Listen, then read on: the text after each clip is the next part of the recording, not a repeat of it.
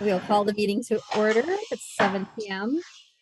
The first item is review the agenda for any addition, removal, or adjustment of any items. Not that I'm aware of. Okay. All right, so the next up is overview of Zoom meeting operation and procedures. Rules for participation. Please mute your microphone if you're on Zoom and wait to be recognized by the chair or someone else on the select board before you speak. So thank you for that. We only have a few folks online tonight. Can I ask who our caller is? We just have a phone number here.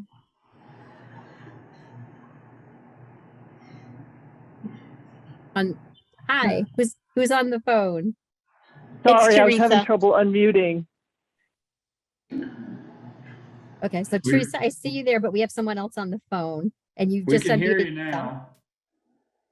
Oh, good. This is Felicia Beauchesne. Thank you. Hi, Felicia. Thanks for joining. Hi. Sure. Yes, hello. And Nick Gender, we see you too. All right, public forum, 5 minutes per person. This is for an item that is not already on our agenda.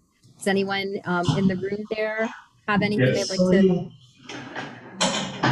Jimmy. On your ARPA funds, you got all those infrastructure problems we have right now. I think the best thing to do is use those funds for that. You seem to be getting a lot of problems with the road work and running out of money.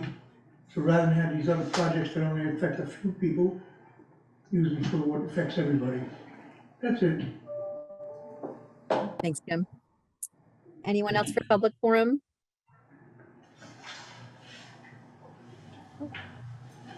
Okay, not hearing any. We're going to move on to department head roundtable. In the room, I saw Bruce floating around somewhere. Do you want to start us off, Bruce? Yeah, just a reminder that OCOP is Saturday, so Main Street will be closed. What time does that start, or when will the 1 street be o'clock closed? to 8 o'clock. Street will open by 9, right, Bruce? It should be. Should be open by 9. Peter gets his equipment out there. No, I'm not. You don't have the trailer anymore? Right? It should Yeah, be. supply the trailer. It has been. The road is closed from 1 to 9 or noon to 9? Noon to 9. Probably noon. Okay. Yeah, they start. I think it's noon to 9.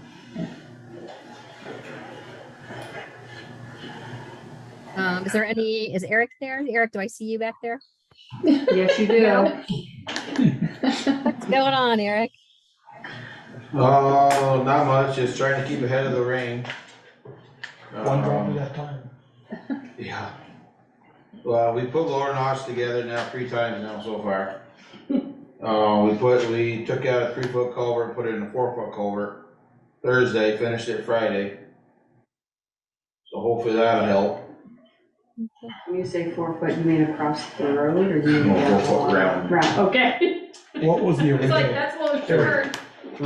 3 was the original? It was 3 foot by 30 foot steel, and I put in a 4 foot by 40 foot, or 4 foot by 40 foot plastic, gray Is plastic. that at the same location that we were talking about, where you wanted to put in a bigger one and they didn't want us to get into that?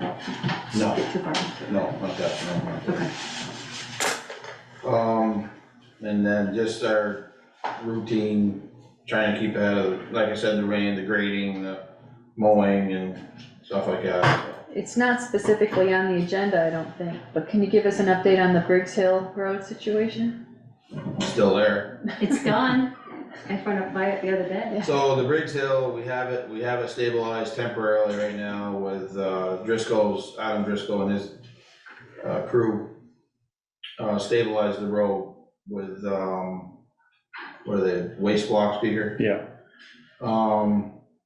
So we got that stabilized as of right now temporarily, till we figure out what we're gonna do for long term. So And you're meeting tomorrow at 10? I'm meeting tomorrow with V-Trans Jim people? and possibly Alicia from the state, up there tomorrow at 9:30 to go over some options that we could do for a more permanent solution. This is possible candidate for sheep islands, one of the. It could be a possibility, yes, One of the things options. that were options. Yeah. Apparently you ain't heard the number. No, The he sheet hasn't, he piling, wasn't here so that. it's No. not an option. Oh, Right. And we've been getting mixed information about whether the project would be eligible for FEMA Right. reimbursement, despite the declaration, but we're following all the procedures with the hopes that it is. Hopes that it is. Yeah. And So that's- they finally give us the FEMA declaration? Well, we have the for public assistance, but not for individual assistance, still not yet. Still not And I think quite the set yet. window is closing on that.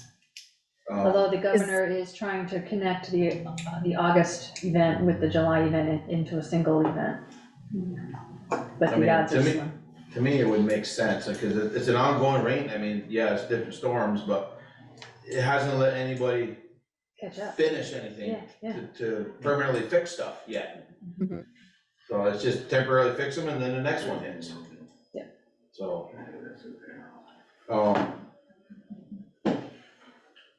Yeah, that's basically it.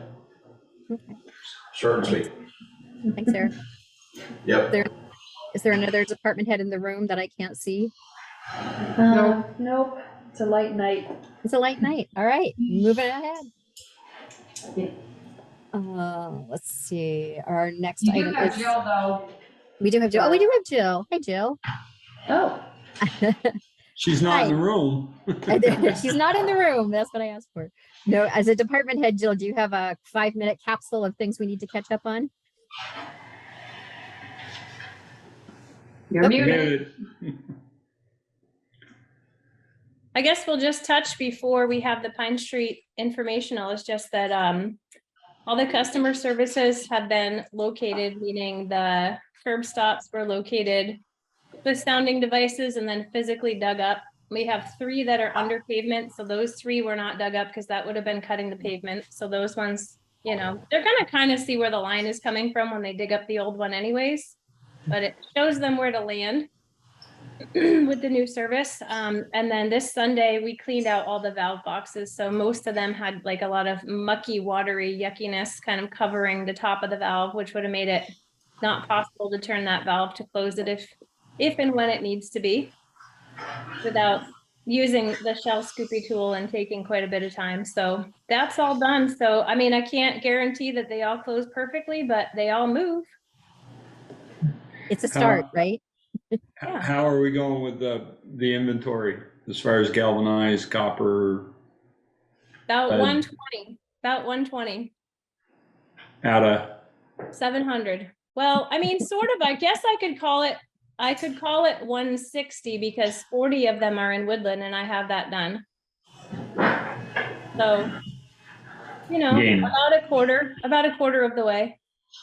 so the 40 in Woodland are after our meter, However, after the so meter.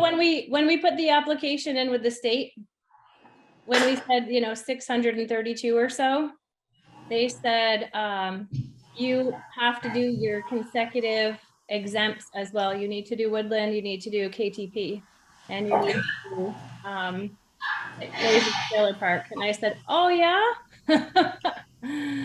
So they added those ones in. And Jill, what's the deadline for folks to turn in that inventory? It's a fictitious deadline because the actual deadline to have this done, drop dead, is next October. The actual deadline to do it should be no later than, you know, a month of receiving the piece of paper, because once we're done, we'll know what we have for service lines, but before we do the rest of the west side, so we'll know whether or not it behooves us to replace the customer side of the services as part of the project design this winter. So I'm wondering if it makes sense to put out a front porch forum blast, Valerie, to remind people if they receive that. Yeah, They and want to do that. we can make a PDF of the form as well that they could, That'd be great. you know, fill out virtually. I think that'd be great, because we looked for one of the persons I stopped on Pine Street to look at their line, and we couldn't find it online, the PDF to fill out. Yeah. I said, you should have got your water bill last month, and she goes, I don't remember.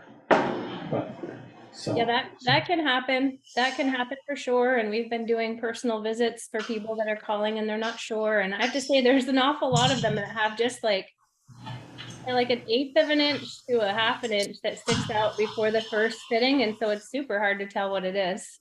Yeah, that's why I called you the other day. You're gonna have to look at that one I tried. I think I'm 99% sure it's copper, but I can't tell. It only sticks out about 1/2 an inch out of the basement of the floor. Yeah, yeah. I guess the other thing to let you guys know is that the the clean out of the septic tanks is scheduled for next Tuesday, and it is gonna be both sides, so the sewer budget is gonna get hit pretty heavy. In about 2 weeks, when the bill comes through. So what was the bill from Clark Wright in the pay orders tonight? That's Pretty good the, size bill. that's the splitter box. So that's the splitter box, splitter and the box. grease traps. This one here is gonna be somewhere between 30 to 35,000 gallons at 31 cents a gallon. Okay. Jill, Both sides, and it's should really, we- really thick. Let's see, I think I'm muted. Jill, should we, alert the neighborhood to keep their windows closed?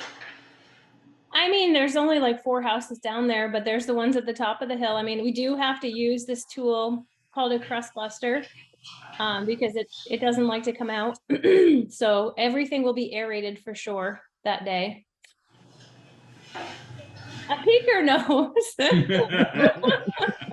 We put extra access points in to be able to get everything out of those tanks, and you have to move it around to get it to come out. So it's going to be an interesting smelly day on the 22nd. It won't hurt to just let people know that's what's happening. Nobody died. Like, it's just annual clean out of the septic tank. Great. Thanks, Jill.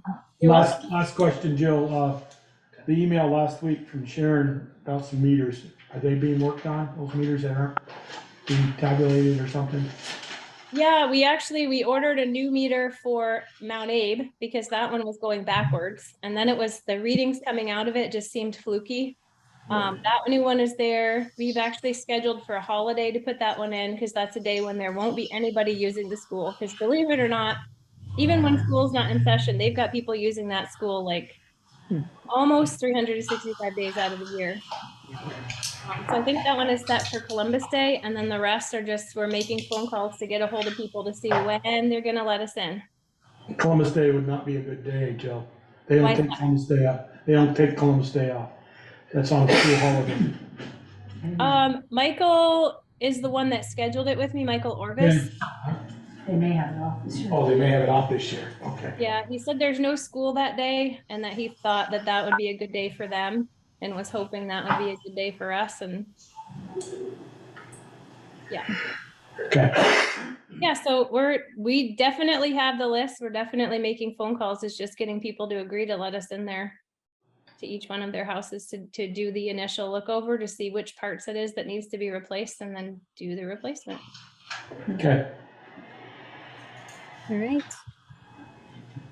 All right, and that's everybody, right? I didn't miss anybody else. Anthony's on now. Anthony. Oh, yep. Anthony, you jumped on. Just looking for a Yeah. 5-minute report out if you've got it. Yeah. One of the biggest things to add is that we received the management letter from the audit finally. So Valerie and I are in the process of going through it, and then we will see if any adjustments need to be made in it, and then hopefully we can get it signed. And everything's been sent off though to the financial makers according to the auditor. So we will see how long that takes them. As for anything else, pretty standard stuff.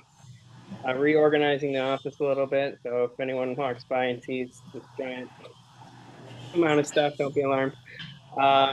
We have a surprise for you, Anthony. Chris and Sharon spent much of the day putting it together. No, that's exciting. It looks really swift. It looks really good. That is very exciting. I look forward to seeing it. Mm-hmm. Awesome. Yeah, that's pretty much the highlight, honestly, the audit, and then, yeah. Okay. Great. Thanks, Anthony. Okay, I think that's everyone now, right? Yep. Screen looking in the room. Okay, so moving on to our next item is a public hearing dog ordinance violation with Tyler Raymond and Ashley Jane Martin. Alicia. Alicia? Alicia, I'm Alicia sorry. Jane or just Alicia? Alicia Jane. Okay. Sorry. No, that's okay. So select board members received copies of the reports that were submitted and other documentation and a copy of the letter that was prepared last week announcing this hearing. And the other parties are online tonight, so I guess the select board can take it away.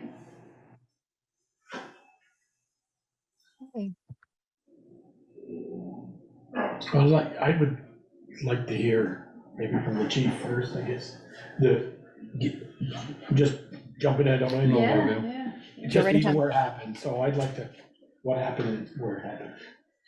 There are And- numerous documents that have been provided. I didn't get a chance to read them all today, Bruce. Bruce, would you be able to come up here and join I'm us? sorry. I don't speak loud. No.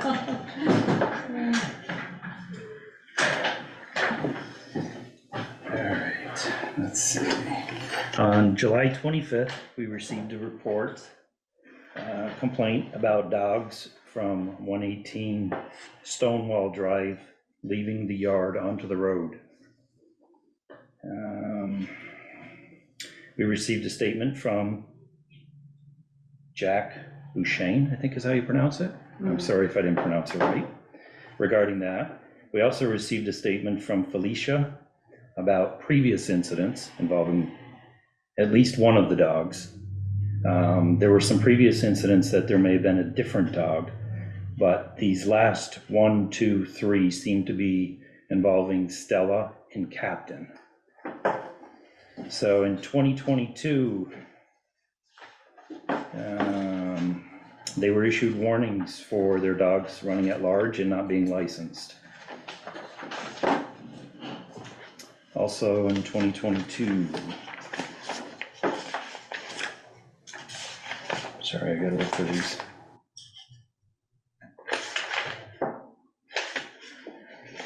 All right, maybe I should start from the oldest and work forward. Sorry about that. So the first incident that we were made aware of was in 2020. Stella and another dog left the yard and accosted Felicia Bouchain and her dog. And then, so we have attached to that the complaint form and the incident report. Then in August of 2022, Felicia again reported 2 dogs. This time it was Stella and Captain running toward her while she was walking her dog. Stella stopped prior to coming into the roadway, but Captain came into the roadway and attacked her dog, knocking her to the ground. So that was the first incident involving Captain. So the owner of Captain was warned for dog at large and told the requirements to license.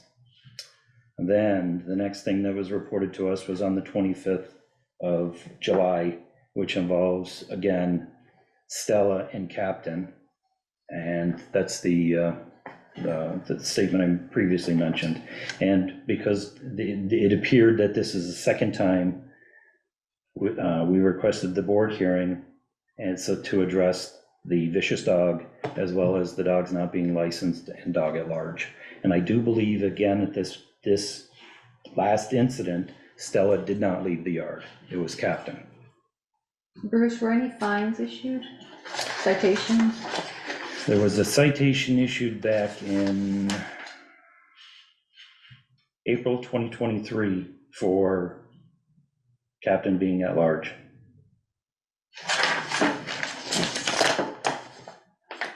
So in 2020, were they licensed then?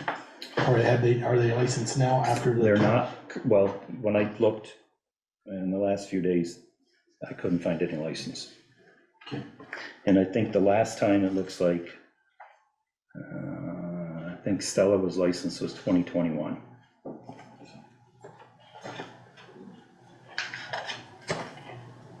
Okay, thank you.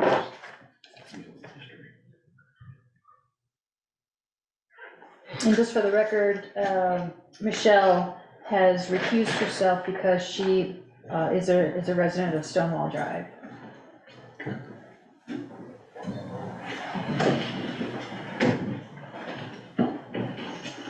Are they your dogs? Yes, Is there a reason they're not licensed? Because I haven't had money, but, so starting from the beginning, the first incident, Stella is still there, and the other dog, the vicious dog, which she was a pit bull, and I ended up getting rid of her, so she was no longer there. Captain, we've been working on him, getting him on a rope, but she's home with the kids all day, and the kids slip the door open, and he takes off.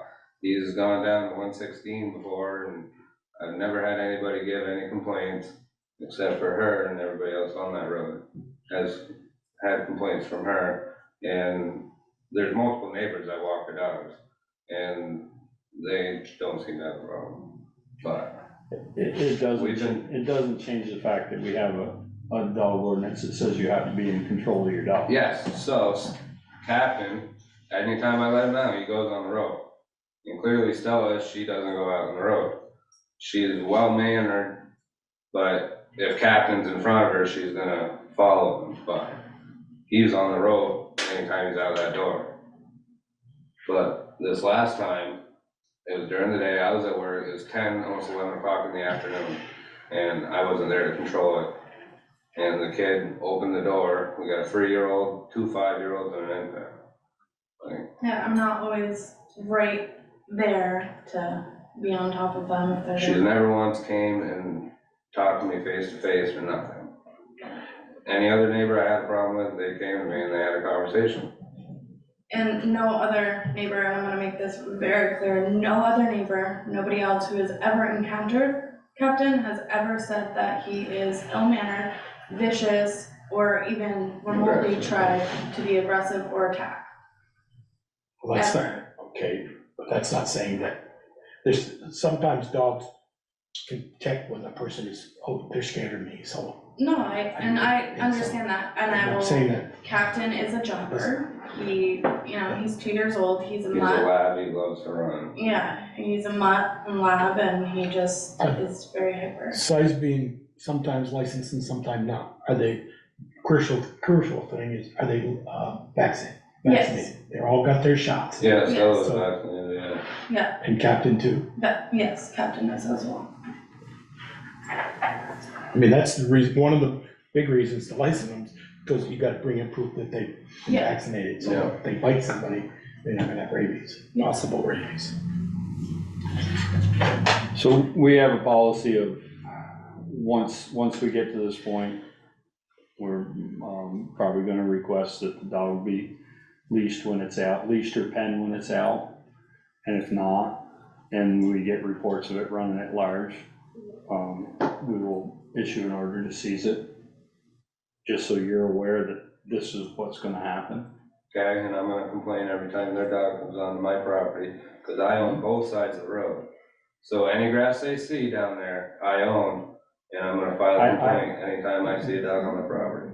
That's your That's right. where it's gonna go, so. That's your right. It's just that, they have to be in control.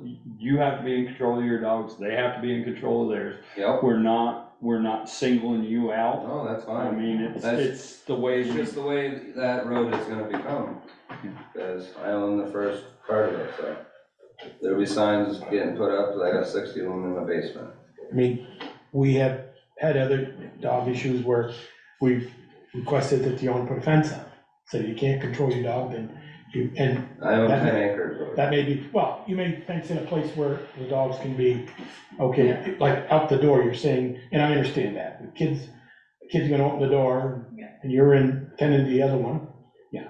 I get can't that. imagine why you have your hands full. I can imagine, you get your hands full. Right, You might say, you know what, we're gonna put up a chain link fence, snow fence or something, just to I have would some fence out by that honestly door the kids are opening. hate to We- fence off that property, but, We've and I been mean, Not 10 acres, Quite but maybe, often.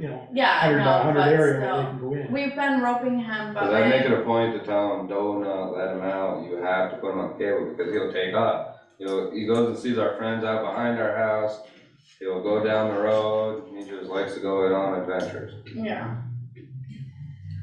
In other situations, the select board has also taken a firm line about making sure the dogs are registered, and if they're not registered by a certain date, a warrant can also be issued procedure for that, because that's also a violation of the ordinance. Yeah, we got 'em. Yeah. So you're not being singled out. I mean, anybody who ends up in this situation, if their dogs aren't registered, that's the first request. Yeah. Then check everybody on the road. Easy as that. Are his dogs registered? I don't know. Right. Well- Well, as they come to our attention, that's when we check to see if they're registered. Sure.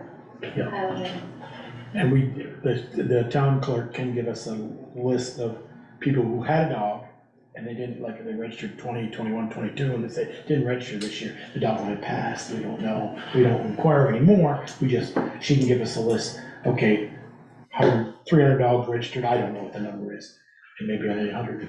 I mean, you should at least check both sides. Yeah. Like, you wanna research one side, you might as well research the other side. Yeah, the town doesn't really have resources to inventory everybody's, whether people have You can dogs. check mine though?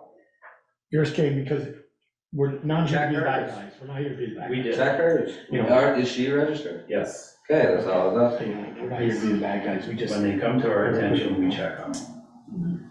I had a black lab for 14 years, he roamed this village. Yeah. Well, he'd be in town all the time now, I haven't been, God rest his soul, he's gone.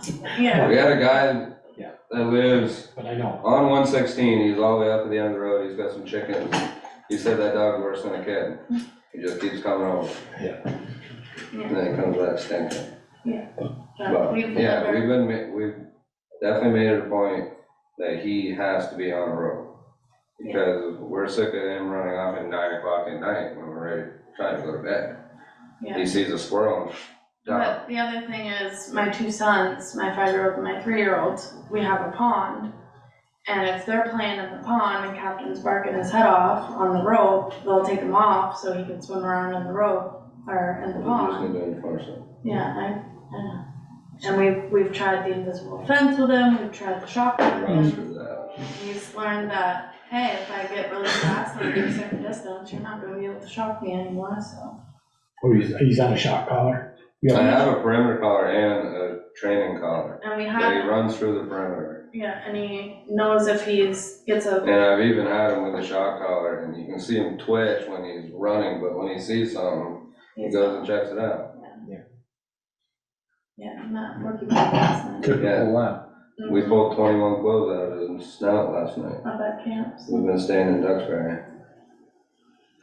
That's just, he's a bad teenager. So I think we're gonna require that the dog be registered. And how much time do we typically give? Well, it depends on, well, today's Monday, the office is closed on Fridays, By this set by time? appointment. By this time next week? We usually have to go there. And then, When are you back from Duxbury? We're Oh, back and forth. Yeah, we're back and forth. He's building another camp We're on up the there, camp. so. In my notes, I suggested Wednesday, August 23rd. Give him 2 weeks. We can, We can, 3 days. We can do that. It's the 14th. and then the dog has to be, when it's outside, it either has to be penned or hitched. Yeah. And if it's, unfortunately, if it's caught running at large, it will be seized. And it will move. My dog will not be seized at all. I'm just I know, trying to be, I know. I'm just That's trying to my- be that's very my upfront with you. baby. Like, I'm not, you know, No, I'm just saying. it's the way we deal with all of them. You know, we have to be consistent. We can't treat you different than we treated the We're last gonna be more person. consistent for sure. And everybody's gonna see that. I mean, there's, you know, the old saying, good fences make good neighbors. It may That's be right. where you go down to the pond where the kids are, you might consider But building a fence from the door around to the pond, and so the dog laps love to swim. Yeah. The kids could go down and, go down to the pond, and then the dog won't run off, and he's not tired until probably midnight when he runs it out, I just want it to be known that nobody that walks their dog on Stonewall Drive goes on the grass. From the road up around the corner. Well, you have the right to that, because you own to the grass, I guess, or I own whatever both your sides of the road. association is, and you can pick up the phone and call. Yeah, it's a 50-foot right of way, so they have 50 feet, just so you know, Tyler. I mean, I know you So own. 25 feet but from the it's- center line? Yes. It's 50 feet. Okay, we'll measure it out and there'll be signs. Yeah, I mean, I'll you're, make sure they're not great. I'll tell you right now, this is the worst part of the job. Figured I've been here 20+ years, I've been No, here it's 12. fine. It's the worst It's part of the We're job. not mad at It takes a Sorry, we have to do conversation, but they without- don't seem to wanna do that. They can't even be face to face, so. I'm just gonna jump in here. I mean, we live right next door to Tyler, and when they first got there with Captain, he roamed, he was up the house, whatever. You know, the only time I had to chase him home was when he chased my cat, but Oh, he's I'm gotten, sorry. he's gotten, Cats. I haven't seen him at the house other than when your son was out a couple weeks ago, we were cleaning out the culvert, and he followed us up and Captain followed him. Yeah. But honestly, and Stella, she's afraid of a shadow. If I turn and look at her, she runs the other way, Yeah. And but. a So lot of he's been people- better about at least coming up our house. I haven't seen him in there other than when he follows your son.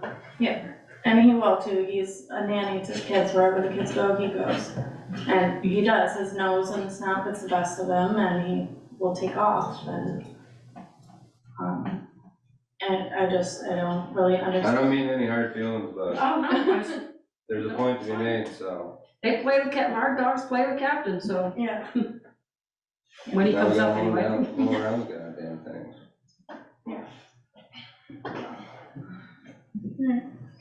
Is that it? She wants to Any, comment? any other questions for anyone? Anyone want to, any other statements need to be made? I would. Can you hear me? yes, Okay, great. Yeah, this is Felicia. I just want to clarify a few things. One, I sent a letter to both Alicia and Tyler letting them know what happened. And I think it's worth mentioning that, you know, I love dogs. I don't have any issue with dogs, but I was significantly injured, and it was months and months of recovery for me because the dog knocked me down. I had a concussion. I missed lots of work. It's not some, you know, me trying to be difficult. When we have walked by your property and you were standing outside late spring, both your dogs charged us out on the road barking, and it was just the two of us. And I tried to get your attention, Tyler, and you wouldn't respond. So it's not, you know, me trying to be difficult. It's me trying to feel safe with unknown dogs that, in my experience, I have never seen roped or contained in any way. And I've always had my dog on leash, just trying to mind my own business. So I don't know what else to do. But I don't feel safe walking. Both those dogs, Stella and Captain, run at us, barking at us the entire time we try and to walk by your house, just trying to go down Stonewall to get to Meehan. It's just, we want to be able to feel safe doing that. And that letter of communication that you wrote was more of a demand for money than it was anything else. Yes, I had lots of medical expenses. It seems justified to me. As your first point of contact, other than calling the cops? The first point of contact was when I fell down and was screaming for help. I was knocked unconscious. And I said, all of you were at the house. There were all cars there. And the only person that finally came out was to scream after probably 5 minutes of this to bring the dog in. You mean the onus is not the onus is not on me. One incident of a vicious They're dog. supposed to be addressing the board members, not each other. Okay. Thanks, So, Chris. I think Sorry. this I'm gonna jump in is there. not solved, and I'm getting actually pretty upset. The only vicious encounter was the first one.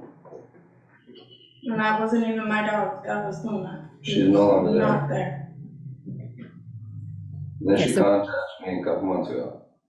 So the Yeah. board has outlined some steps to go forward, and I would say if, you know, if there's other, you know, other instances, we need to be made aware of it so we can take further action if needed. If not, then hopefully all can be well on Stonewall Drive.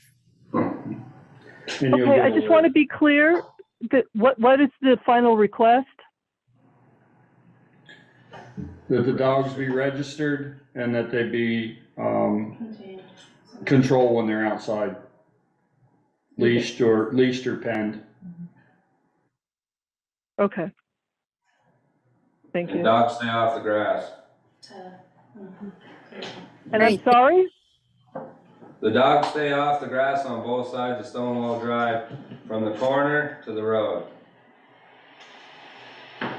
Corner to the road. That's not Okay. part of the select board's decision, no. No, it's That's that's up to That's Tyler. Tyler's request, yeah. Yeah, Tyler Yeah. doesn't want your dog on his property, which Outside is of the right of way. outside of the right of way, which is understandable. But he's just making he's making that clear. Okay, understood. I guess I just would like to get clarity, and it's not the select board's position on what the easement is exactly. 25 feet from center. Yeah, it's a 50-foot right of way, I'm assuming. Yes, it is. It is. Michelle says it is, so. Yeah. So it's 25 feet each way from the center line. Okay, thank you. All right, thank you, everyone. Thank you for coming in and discussing this with us and listening to the select decision. Thank you. And like I said, you'll receive a letter so that you know. And when we get them registered, do we come to you guys with the papers? Yeah, registered here. Oh, to move the clerk. okay. So we'll have the paperwork. Okay. We'll know. And Tyler, you said this, we sent the police, our police officers are also our dog warden. They went in the capacity of a dog warden. They had a complaint of a dog. Yeah. So they went in the capacity as the dog warden, And even though he wears the badge. Yeah. I just wanna make sure, didn't send the police up because you did. No, I get it. It's Police, okay. making a phone call instead of coming and talking to me. And I mean, each officer who's been to our house has met Captain and they have said, like, oh, he doesn't seem vicious. We had one who was like, he seems pretty dumb, and I was like, yeah, he is pretty dumb. And he's jumping, but never once. Yeah, that's right. Okay. I just wanna make that point clear, my dog is not vicious. And just to clarify, the incident that Felicia spoke of, you no longer have that dog? No, Okay. it resides in Richmond. No, that's not true. The dog that attacked me was Captain. They were talking about a 2020 incident with a pit bull that maybe they don't any longer have. Okay. But the I April, was sorry, go ahead. sorry. I'm sorry, Oh, no, I the just wanted- April, when you got knocked down, and, Uh-huh. that was this April of 23? That was August 2022. That was August of 2022, and that was by Yeah. Captain and, Yeah, and my dog was bitten as well, and my dog had to go to the vet, and I had months of recovery. Which I have requested for the medical bills for the dog and her, and have not seen pictures or anything. Yes, the officer who came. And have not received any of that.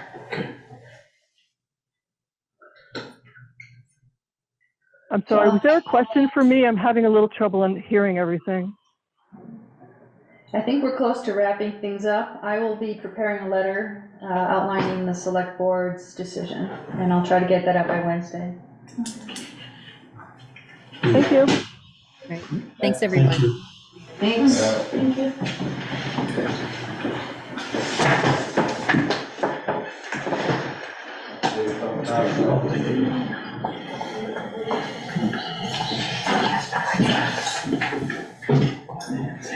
Okay, are we ready to move on to the consent agenda?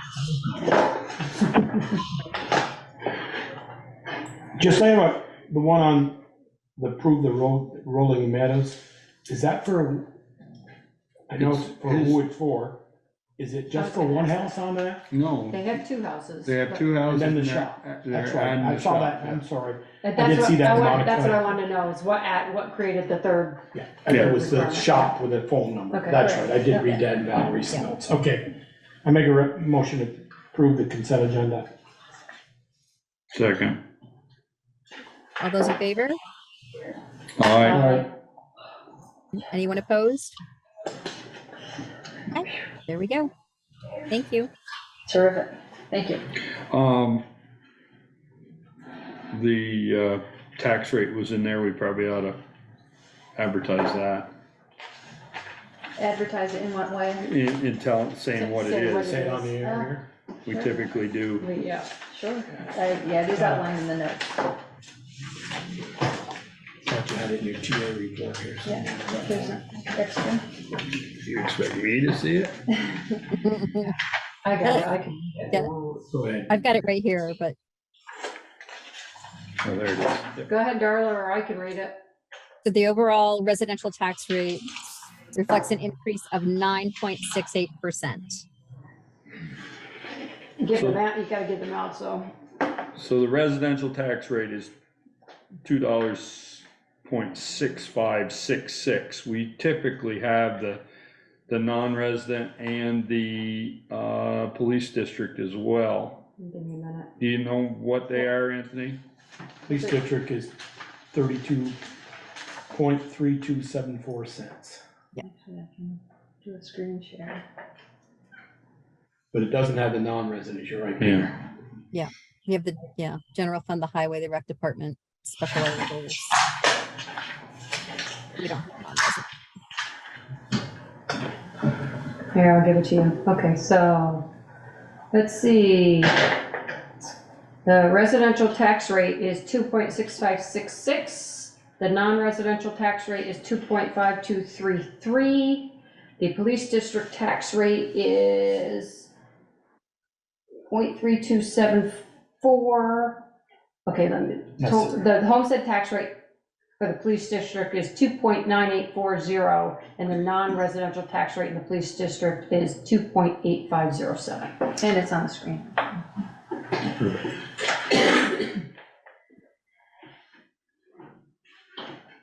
I see that Trevor Wilson is signed on, and I just want to mention to Trevor that with the approval of the consent agenda, that included approval of the resolution. So that has been approved.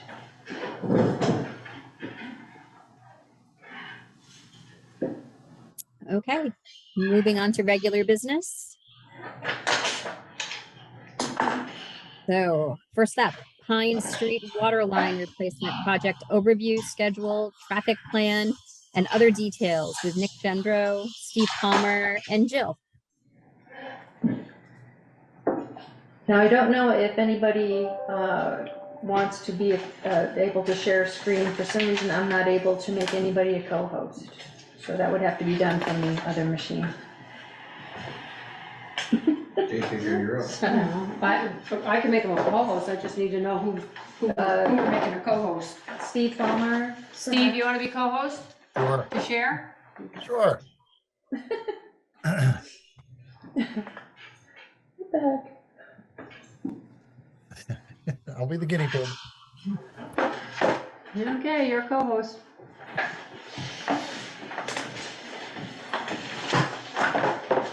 Okay, Valerie, now what do I need to do? Your What screen? was that, Steve? Do you want me to bring this up from my computer or are you Well, I bringing? can do it. I can do that. I remember the sat on the table, everybody was in the room. Mhm. We had a slide projector. Mm-hmm. No, I don't. You're dating yourself. You just say a slide projector? Was that right next to your mimeograph machine?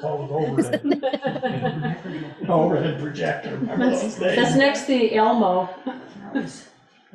No, I'm really getting with Chris Fire School wasn't that many years ago, they were using projectors. That's a long ways from Vine Street. I was just gonna say, here's that. It's right in my backyard. All right. Yep. Valerie, there should be a slideshow up top. Yeah, I couldn't quite get that figured out. It should say start slideshow, I think. Well, she doesn't have it in PowerPoint. I saved it as a PDF. I thought that'd be Oh, smoother. okay. No, that's all right. Well, you can do Well, it. you can do it, Steve. That way you can move when you want That's to move. right. Let's see. That's why we made you co-host. Okay. Stop sharing, Val. Make him do it. Yeah. But you get Can the I- money for, see. Yeah, I Look did at try Peter. to do the slideshow part of it and I couldn't get it to, I don't know, whatever. Look at ran Peter wrong. telling people how to share screens. Are you seeing my screen now? Nope, Not yet. just you. Oh, great. Let me minimize that. Okay, so what do I need to do? Share screen? Yeah, make sure you're where you want us to see it, not something you don't Yeah. want us to see. Yeah, watch those tabs. Okay, is that any better? Nope, No, All right, share screen. Let me try this one last time. you've done this before, I know you I have. have, but it does say he's co-host right now. There you go. Yeah, there you go. are we cooking with gas? We see your now? Zoom. Yeah, There you got we the go. wrong page open. Oh, there we go. There you Okay. are. There you go. There's slideshow. I thought I was gonna have to come over there and show you how to do it. Yeah, when I did, I couldn't get that last bar to go away. Yeah, So, for whatever So I reason, made a PDF. It's only because you have to. for whatever reason, it doesn't like mine right now either. Normally I can just click on slideshow and away we go. All right, we're gonna do it this way though. We need to move on. Okay. All right, so Pine Street project, I consider the whole town to be part of the project team, to be honest with you, but here's the folks that are immersed in this pretty much every day. Valerie, obviously, everybody knows. Eric Coda, is Eric on tonight? I don't know. Yeah, Yes, he is. Okay, hi Eric. Eric's obviously the Bristol Road foreman. Jill, and I also should have said Cyrus as well. I think Jill and Cyrus are on together. They work for VTEMS, they run VTEMS, they're the water system operator for the town of Bristol. Myself, I'm the design engineer. Chris Lampard, I don't know if Chris is on tonight or not, but he's our field engineer. He'll be out there doing a lot of construction. We both will actually. Nick Goudreau is here representing Munson Earth Moving. Nick will be on in just a couple of minutes, but there'll be a number of folks out here from Munson, obviously, and Nick will introduce us all to who's going to be the project manager here shortly. Okay, I just want to give folks an idea of what is underneath Pine Street today. Here's a shot of some 1905 water lines. So all of the water line on Pine Street today is 1905 vintage. In fact, about half of the town, the distribution system in town is 1905 vintage water line. So the select board's goal is to, this is way past its useful life. The select board's goal is to replace all of the 1905 water lines systematically. And this is the first phase of that larger project, if you will. Okay. Here's another shot, I think, which represents, here's a good shot just to kind of give people a visual of what old unlined water line that's 100 plus years old kind of looks like today. This is all mineral deposits that are built up inside the line, right? And you can see a lot of the thin spots. We'll talk about a little bit about that later.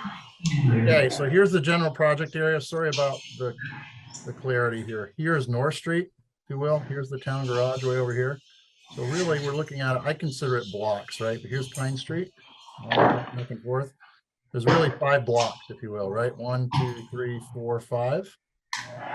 Okay, I know you folks that live along here have a pretty good visual already of what this looks like. All right, there's been a lot of work completed to date. The entire water distribution system was evaluated back in 2001 by an engineering consultant named Green Mountain Engineering, Alan Heisinger, who's a resident here in town. And basically what they came up with was there is no fix for this other than replacing what's there today. That moved from a conceptual level to a design level in 2022. Pine Street design and permitting was completed pretty much toward the fall of last year. The town applied for financing through the State's Drinking Water State Revolving Fund. The State Drinking Water Revolving Fund is a loan fund that's set up by the EPA. It's where municipalities like yours can go in and get very, very low interest loans from the federal government. And if they follow the rules and they go through the process, at the end of that process, 50% of the loan will be forgiven. So in other words, the local community is really only responsible for half of the costs of the water line installation. So in your case, let's just say it's an $800,000 project. Let's say you're locally will only be responsible for 400,000 of that at the end of the project. Okay, just to give you an example. This project was put out to bid in the winter of 2022-23. We had 7 contractors that bid on the project. Munson Earth Moving in Williston, Vermont was the lowest responsible bidder. They had a bid of $617,850. The project was awarded in July. And the town has, I'm sorry, you can't see it, it's at the bottom of the screen, but the town has applied for DWSRF funding. It's actually now just a matter of paperwork. That's almost complete, I think, at this point. Valerie submitted the application. She's waiting for a response from the state, and I expect that'll be done in the next couple of weeks, and we'll be off and running.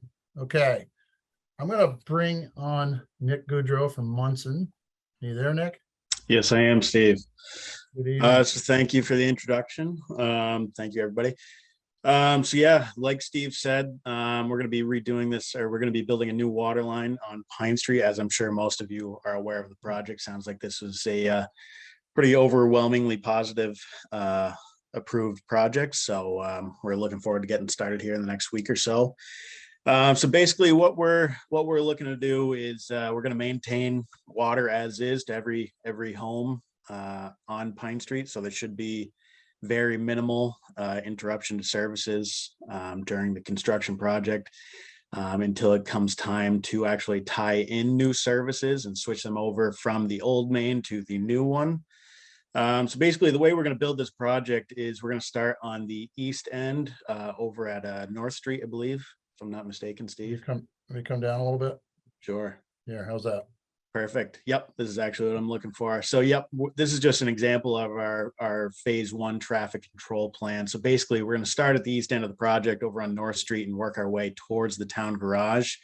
And we're going to be working one block at a time just to try and minimize as much disruption as possible. You know, we know this is a pretty intrusive project for homeowners and the town alike. So we're going to do our best to mitigate any issues and just try and appease everybody and just try and localize ourselves to one section at a time. That way we don't get too spread out and get people annoyed with our construction activities. So yeah, we're, like I said, just building it one block at a time. And so the major takeaway from this is during construction hours of, I think there's 7 to 5 p.m. In the section of work that we'll be working on, it will be shut down to through traffic, but we will have it open to homeowners who live in that block. They'll be able to get in and out with minimal interruptions. You know, when we're crossing your driveways with the new water main, it will be a couple minutes before we're able to get your driveway back up and open. That way you can get in and out of your house, no problem. But we'll do our absolute best to minimize any sort of interruptions with your activities. So we'll be pushing the detour down to Pleasant Street. It's just the most convenient one for everybody.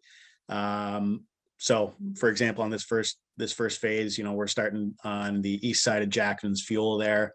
So we'll close off that block and we'll have, you know, advanced warning signs all the way through on North Street and Pleasant Street, and detour signs and Pine Street as well, obviously. And so we'll just loop everybody right around out onto Pleasant Street and then right back up to North Street, and you'll be in and out of your area, no problem, hopefully. But like I said, there, you know, anytime we're crossing the driveways with new water main, it will be an interruption for you, and we understand that. But we will do our absolute best to get the pipe in the ground, get the road backfilled as quick as we possibly can. That way there's minimal interruptions. Right.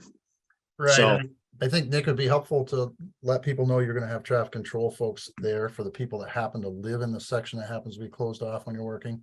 yep, and we'll be able to, you know, between our crew and any traffic control personnel, we'll be able to get people in and out of their driveways, no problem. And with all the detour signs we'll have up, you should be able to easily get right around the project, no problem. But obviously, if there is any sort of question, feel free to talk to any of us on the site, or give, I believe there's going to be a line set up for any sort of questions or comments or anything like that. Right. Yes. Yeah, and I think it's important too to note, Nick, that, you know, the areas where there are disruptions like we're gonna cross somebody's driveway, somebody will be in contact with you and we will give you advance warning. And if Correct. something we're gonna start first thing in the morning, we'll make sure we work with people to make sure their cars are out before we do it. And Yep. Yeah, and our crew, they don't want to cause any problems more than you want us to cause problems. So it's easier for us and it is for you just to talk with everybody before we get started on what we're gonna do, when we're gonna do it. Right. Try and give you guys as much notice as we possibly can, just because it's gonna make it so much easier for everybody else. Yep.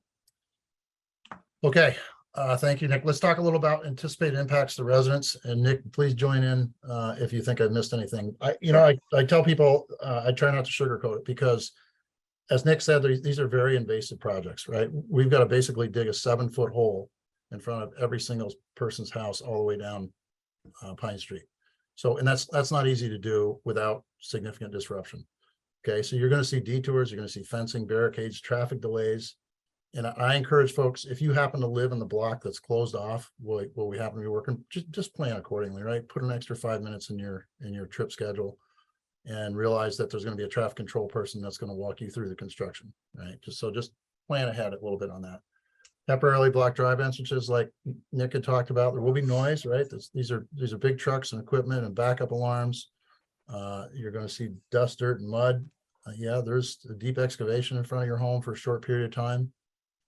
There will be, at some point toward the end of the project, there will be scheduled utility interruptions, right? And Jill will be working with residents when that happens, when we actually convert from the from the existing water line to the new water line. Because at some point we have to transition every single resident. Occasionally, I hope there's none, but I always say you should probably plan on there being one or two. You got to realize we're working next to a 125-year-old water line. A lot of this stuff is very brittle, and just breathing on it sometimes creates issues. So I always try to tell people that there is a likelihood that there will be an emergency interruption somewhere in there. I hope it doesn't happen, but it very well may. You're probably going to see a reduction in local traffic, right? Anytime there are construction going on in any area, everybody usually tries to avoid the area. So if you're a business there, just anticipate that there will be some reduction in traffic. And I encourage folks to reach out to their customers and let them know how to get to their business on any given day, right? And expect things like an uneven roadway until everything's paved toward the end of the project. How to contact us. Let me back up here a little bit. Where to obtain construction information. Valerie, do you want to jump in here and talk about this part a little bit? Oh, you're on mute. We did. Sorry. Sorry about that. I'm on. No, we are on mute I because muted Darla this. said there was background noise. She couldn't hear, so. I get it. So yes, we plan to develop a work in progress page on the website that'll contain updates and progress reports of the project as it's going forward. We intend to post information on Front Porch Forum, Facebook, and Instagram. And I'm in the process of developing an email list for folks to be able to contact folks directly by email with time-sensitive or immediate information, as well as the other updates. The notice that came out late this afternoon on Front Porch Forum inviting folks to submit their email addresses, I've already gotten quite a few responses. So I'm very, very pleased with that so far, and I'll keep making that option available. So that's it so far, unless I missed something. Now, I have a question. In the one of the things I was reading, it said there's supposed to be a public meeting, informational meeting on August 7th. Was there a public informational meeting? No, I think it was supposed to be August 14th, and there may have been a typo. I was gonna say, I saw August 7th, and I was like, I don't think that happened yet, did it? Oh, was that in the meeting notes, the I don't remember what it was, something that I read online today, this weekend. Probably in the I was like, are you going to be doing that? No, I think or- that's this meeting tonight. Oh, Yeah. well, okay. Okay, in terms of contacting folks, if you have questions or concerns about the project or your property or things that are happening, please reach out and contact us. We're all here to help out. if you're a business that's anticipating deliveries, or even a homeowner, if you're getting a new refrigerator delivered, just let us know that, and we will try to work with you and make sure you can get deliveries through. Anybody that has, special access needs in their home, that's another great thing to let us know, so that we understand that up front, and when and or not people need to get in and out, or anything else that we would not otherwise be aware of that may be a special circumstance, right? Who to contact? Already, but we'll be having weekly construction meetings on Tuesdays, the project team. And so we'll be able to communicate with each other anyway about whatever issues might be coming up, and perhaps have specific plans on any given week to deal with specific situations. Right. Okay, who to contact? Valerie has volunteered to be the clearinghouse. So if folks have questions, concerns, a lot of those I'm sure will get passed along to others of us involved in this project. At least there's one central clearinghouse for folks that you can call Valerie or email Valerie. In fact, I think she's encouraging folks to email her. That's probably the most efficient way to get information to her and get information back from one of us. But that way she's there to make sure there's follow-up and folks get the answers that they need. Okay. Assistance from residents. There are some things that would be helpful. Obviously, be patient and polite, and realize that these folks are doing this on your behalf. This is really a project that's meant to benefit you folks on Pine Street and the whole town for them. Okay, just keep that in mind. I know sometimes people get frustrated. If you have concerns and questions, please don't address the construction staff. They're there to really help you folks out. Please contact Valerie in the administrator's office, and she can direct your issue to one of us. You're going to see a lot of flags and paint markings that that Cyrus and Jill have just put out. And I think Nick's crew also did some painting, or is in the process of doing some painting. Those are there really to help us locate the construction crew, the existing utilities. So please don't pull those out if they happen to be on your lawn or on the edge of the right of way. Those are important markings for us to know where the utilities are. We don't hit them. If you need access to or from your residents, like I said before, the road is barricaded. There will be an on-site traffic control person that will assist you. So just be patient and try to work with the folks that are there. The last thing really is safety. I know kids in particular are very curious about what's going on. If you could please help us keep everybody away from the construction zone. It's really difficult sometimes for people in the large trucks or equipment to see the kids. Things will be barricaded off, but I think all of us know how curious kids get, and that's something that we don't want to make. We want to make sure there's no accidents here. Right, that's our number one priority. Okay, let's open it up for questions from folks. Steve, it might be worth noting that after this project is all done, the plan is to repave the entire road from end to end. So at some point, not immediately following Next spring. but that's the plan. So all of this inconvenience will be rewarded with a new road. Speeding cars. Right. Speeding Yeah. cars. Very good point. The new pavement. I have a question about foot traffic, because there's no sidewalks on that street, and there's probably the first section you're working on when school starts in 2 weeks. There's at least 5 young kids that walk, like my house is on it. I have grandchildren. This section? Either direction I walk, I'll be in the middle of the block. Just wondering what the protocol is for that, or, Do you live on this block or just walk through this block? Oh, yeah. She's halfway between North Street and Jackman Drive. Steve on the right. Yep. The middle red circle there, that's her. So, and then there's also 2 kids across the street that walk. Yep. So Do they to come say to go to the next block and then detour around and walk isn't going to be helpful, because it's still in the middle of the project, is my point. Okay.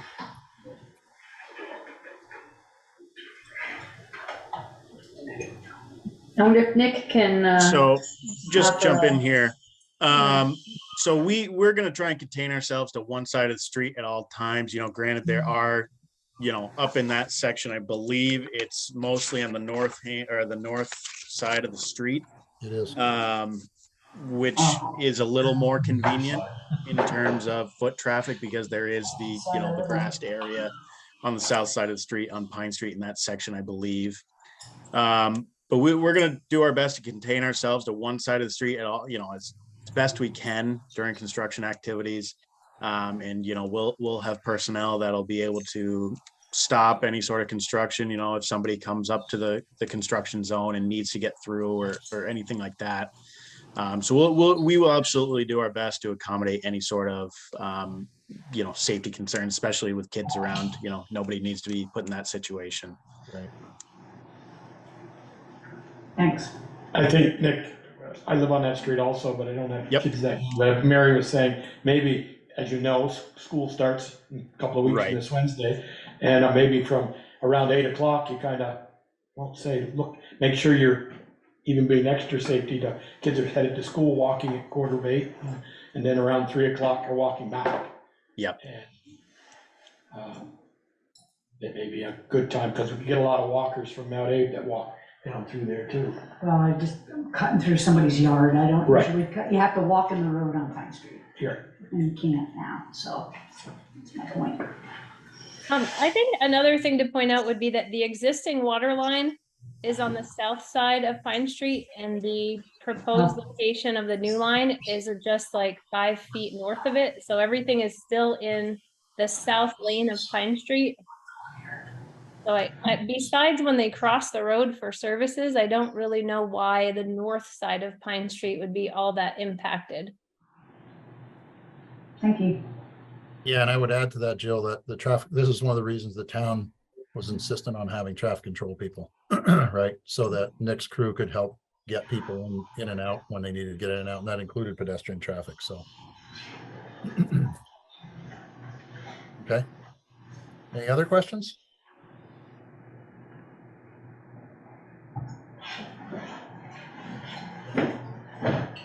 It's an easy crowd. Well, us town guys are willing to do our part. When it gets over to our end, we're willing not to come in while they're doing that. Yeah. There's We gonna need be one control. lane of traffic open. Not through that gate there won't be. You can come in from Mount Abe. You could walk, park in the third parking lot, walk to the town. Well, just throwing it out there, we're trying to help out Yeah, here. you all got plenty of vacation time you don't use. That's right. That's true, there There you you go. go. It's nice to see Eric being such a team player, though. As always. Well, thank you, everyone. Steve or Nick, with the, when you get to the intersections where you're gonna hook into Taylor and hook into Maple and Liberty, will those be done as you go by, or will they? Can't be. They'll be done at the end, correct? Correct. You're talking the actual tie-ins? Everything has to be tested and sanitized before they can connect in. That's right.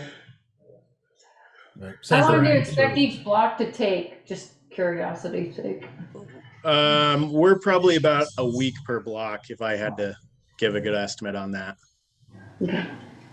That's just for major construction, on that. Yeah. Correct, yeah. Any of the services will be much more minor and less impactful to any sort of traffic control stuff.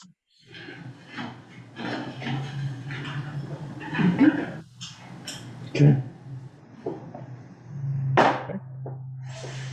Jill, do you want to speak to the question or the possibility if property owners along the project area have issues with their private lines, and while the ground is being torn up and we can see the lines and all of that stuff, if there's an opportunity in some way to coordinate for the property owners to coordinate with the team or somebody to have that work done while things are already disrupted? I have to say, based on the information that I've gleaned from the funding sources and from our primary contractor here, it appears as though whatever was found during this project was reported, and that the time for replacements would probably be next spring. due to the fact that this is a really tight construction and it does not include the easements nor the plan for the customer side of the project after the curb leaves the water main. So basically this project is gonna do the new water main and the town side of the service to a brand new curb, and it's gonna tie into their existing main. There will be a record again of the material that's found and the condition. I suppose if we were to have one that fell apart in their hands, that would be a different story, and it would be a forced replacement versus a choice replacement. So I think, again, to take advantage of potential funding and the limited construction schedule, that for the most part, it would be next year, and it possibly mandatory for anything that's found that's galvanized or lead. Thank you. You're welcome. I've talked to one owner on that street that I looked at her line, and it is galvanized, and they're on a fixed income. Right.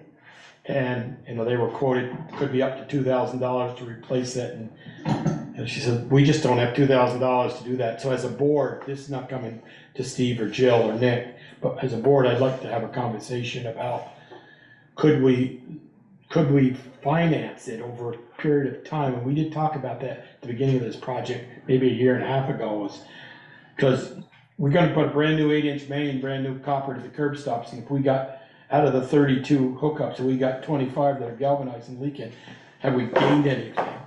So I'm wondering if, as a board, we couldn't work with the homeowners and bill their water bill, and they pay so much on their extra on their water bill until it's an agreement to pay it off at no interest. I think it would benefit everyone. So that's actually something that's already happening at times when a customer has a water leak on their side of the service. And it behooves the system to make sure it gets replaced, but it is certainly the homeowner's side and their expense. There have been financial arrangements made with the town to just be on a payment plan. But yes, the scope of this would be larger than one or two in any given year. It's more likely going to be like half. And I am getting the same gist that we probably have, 40 or larger % of retired persons in our town. And they are, many of them on fixed incomes and really cannot afford to replace their side of the service, but many will need to be replaced due to age, condition, and material. There's also the revolving loan fund. Yeah. I mean, if necessary. Right. I don't know if Yeah. you heard that, Jill, but Michelle just mentioned that we also have the revolving loan fund. Oh, okay. Yeah, the only other piece is just making sure that we've got, permission / I don't know. We don't generally get easements when it's onesie twosie and there's agreements, but for a project that's using any kind of state funding, those are required. But if it's your town one and they're not required, then that would be more simplistic. One item that's still an open question is, where is the project sign going to be located? One idea that came up was Joel's front yard. I've only been pushing this for the 12 years I've been I on know, the like, board. That's Bill what we Bryant said, thought. don't pave that street, Peter, we're gonna put a water line down through there. Peter retired 5 years ago, and we still ain't put a water line down. Keep it up. Put it up, I don't care. No, I said, keep it up. We're just gonna go buy your house. Wear it proudly. You can buy it if you want. Another option was somewhere elsewhere on Pine Street near the Bristol Works parking lot area, within the right of way, I think. But perhaps Steve or Nick can shed some more light on those options. Yeah, there's some good suggestions that Kevin would let you do it. Or where the old yellow building was. Yeah. Honestly, I think Eric Coda, I thought, had some ideas when we were talking about this last. Steve said Eric Coda had some ideas about this. Well, they just shot one of them down. What was that? And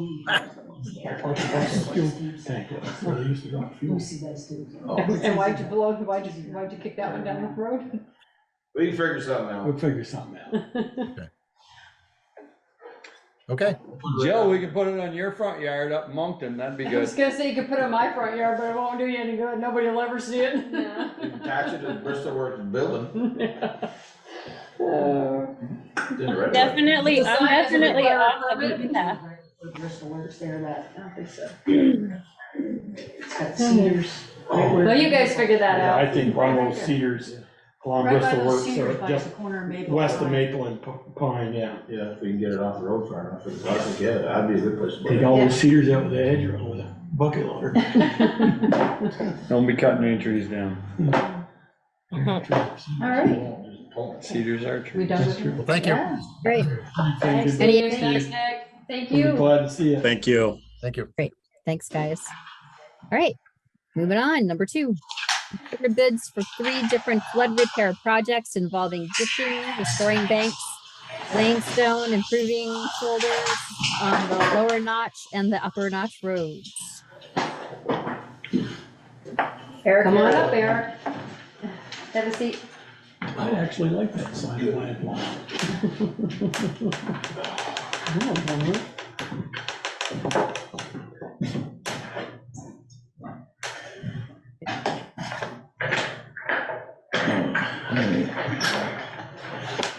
So there's 5 areas in the upper notch and the 1 area on the lower notch by the blueberry patch.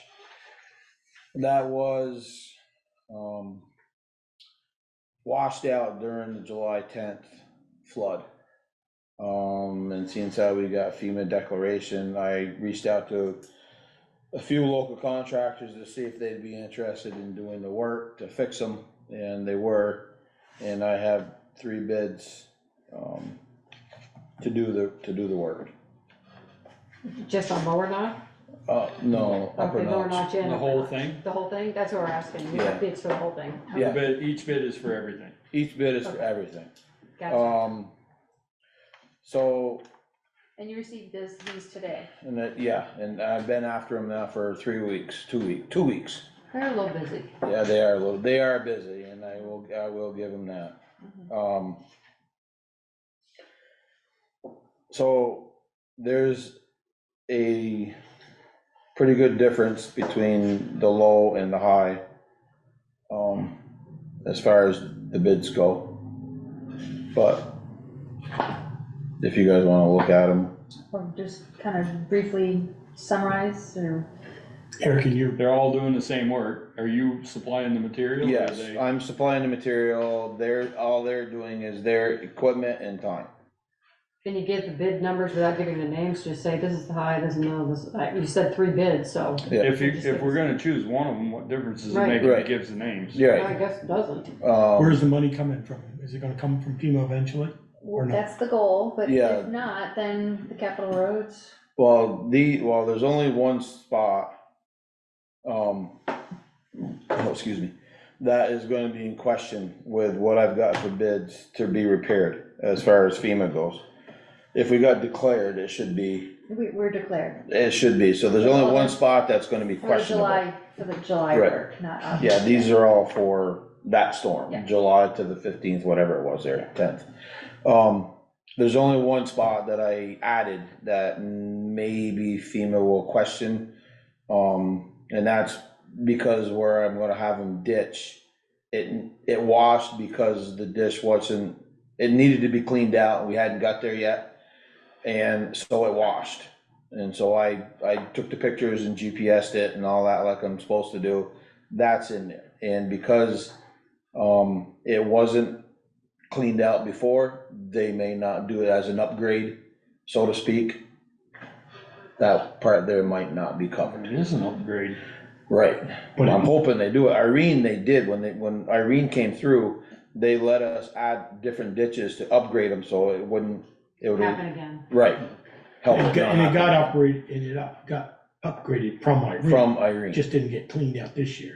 Yeah, That's what you're saying. well, yeah, we haven't made it around, to all of them, so we're working our way around, but. Hell, it's rained every. Mother Nature freaking cleaned some of them weekend, out huh? pretty They good. did, absolutely. All right, so I got one from 802 Excavating. I got a bid from Driscoll Brothers and a big bid from Masterson's and Sons.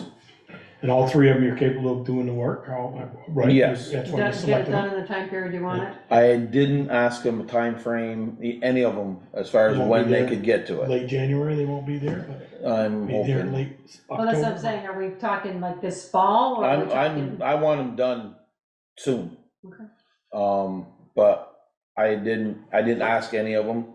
I what would their assume, timeframe you was. know, I would think they would assume that being it's in the road, that it's gotta be done before winter. Right, Okay. and everyone, the three people that I've talked to, they did say that it wasn't gonna be a significant timeframe for them to do To the get it work. done. Mhm.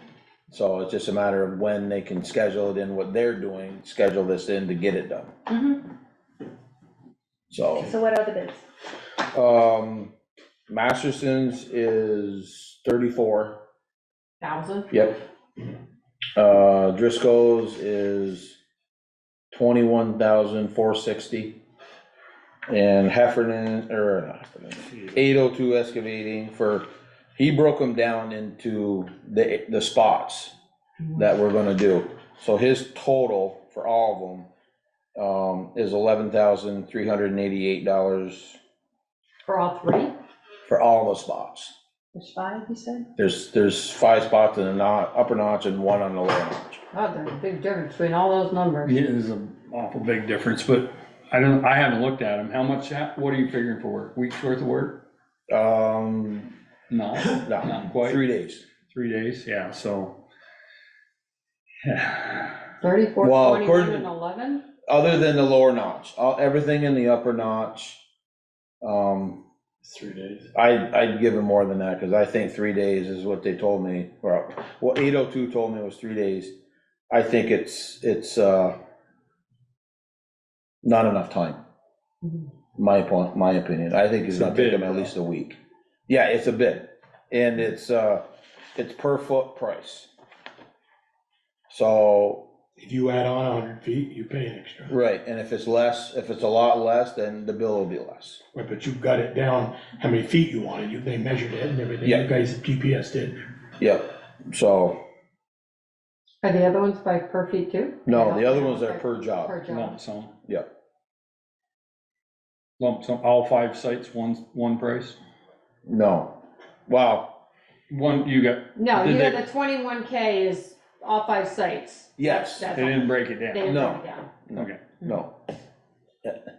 FEMA's new rule, I don't know if it's new rule to me, is every GPS site has to be a separate bill. So those guys are gonna have to give you that, Yeah. if you're gonna submit it to FEMA. Yeah, they'll have to bring, if for some reason they did this, they'd have to break it down per site to do it where, well, 802 already did it, Already 'cause- did it. Mhm. so he's already broke them down per site. I'll make a motion then, that we go with 802 excavating tentatively, so if they can have the job done by the end of October. Just gonna, I wouldn't give them that long, but. well, I was gonna say October, that's why I looked like He was that. gonna- he was October gonna 27th. say the end of September. Yeah, so- Okay, the end of September. I'm fine with that, Mhm. no Okay. problem. Yep, provided we have the stone.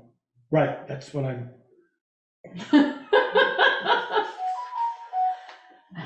It just worries me that there's such a big difference that, it's like, what's gonna happen when? No, I don't. About that.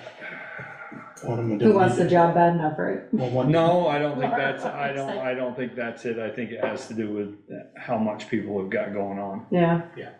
Maybe. A lot So we of have them a, are, you know, their I gotta get a schedules second. are tight right now, so. Yeah, Darrell, gotta get a I'll second. make a second, I'll second it. okay, thanks. Thanks. So was the motion to take 802, accept 802's quote, provided it be completed by the end of September? I said the end of October, I'd be willing to go middle of October, just to give them a couple of weeks extra, but. No, I would say September- the end of September and see if what they come back with. September 29th. I'll it's talk to Friday. them. I mean, if he says, no, I can't do it until, by October 15th, then you can. Tell them it's gotta be done by the end of next week. I will. Yeah, well, that puts the pressure on you then. Right. Okay, so we have a motion and a second. Do we want to vote? I'm gonna recuse myself from the vote. All those in favor? Uh, Anyone opposed? Not being in the room, I can't tell. Okay, hearing any, we are set to go. And what was your vote, Darla? You have to vote. I mean, because- I'm sorry. I'm a yes. Sorry. Okay. I know my vote, so. Hey, you know your vote, you don't have to say it out loud, right? All right. All right, moving on. Thank you, Eric. Yep. Thank you, Eric. The loader next, Yes. or you might as well stay a minute. Actually, no, that's not on the agenda. That's not on the agenda. Oh, the Lincoln Road one, is it? No, the No, we're loader. just talking about the loader. And you No, didn't Lincoln ask Road. that put on the beginning, you knew what was on the agenda, you can read. I did. I thought it was on there. No. Crap. Next Another time. 2 weeks there. Yeah, we can't make a decision on that one. Gonna lose it. Although, at the beginning, when there was an opportunity to make adjustments to the agenda, that wasn't on my radar, but I suppose we could maybe consider retroactively adding it. But if we do, I'd recommend that we move on to the Lincoln Road, because we have the project engineers Right, so hanging yeah. on, hanging on here. All right, so we'll go Patiently. move on to number 3, continued consideration of Lincoln Road River Restoration Project. Bids and potential award of a contract.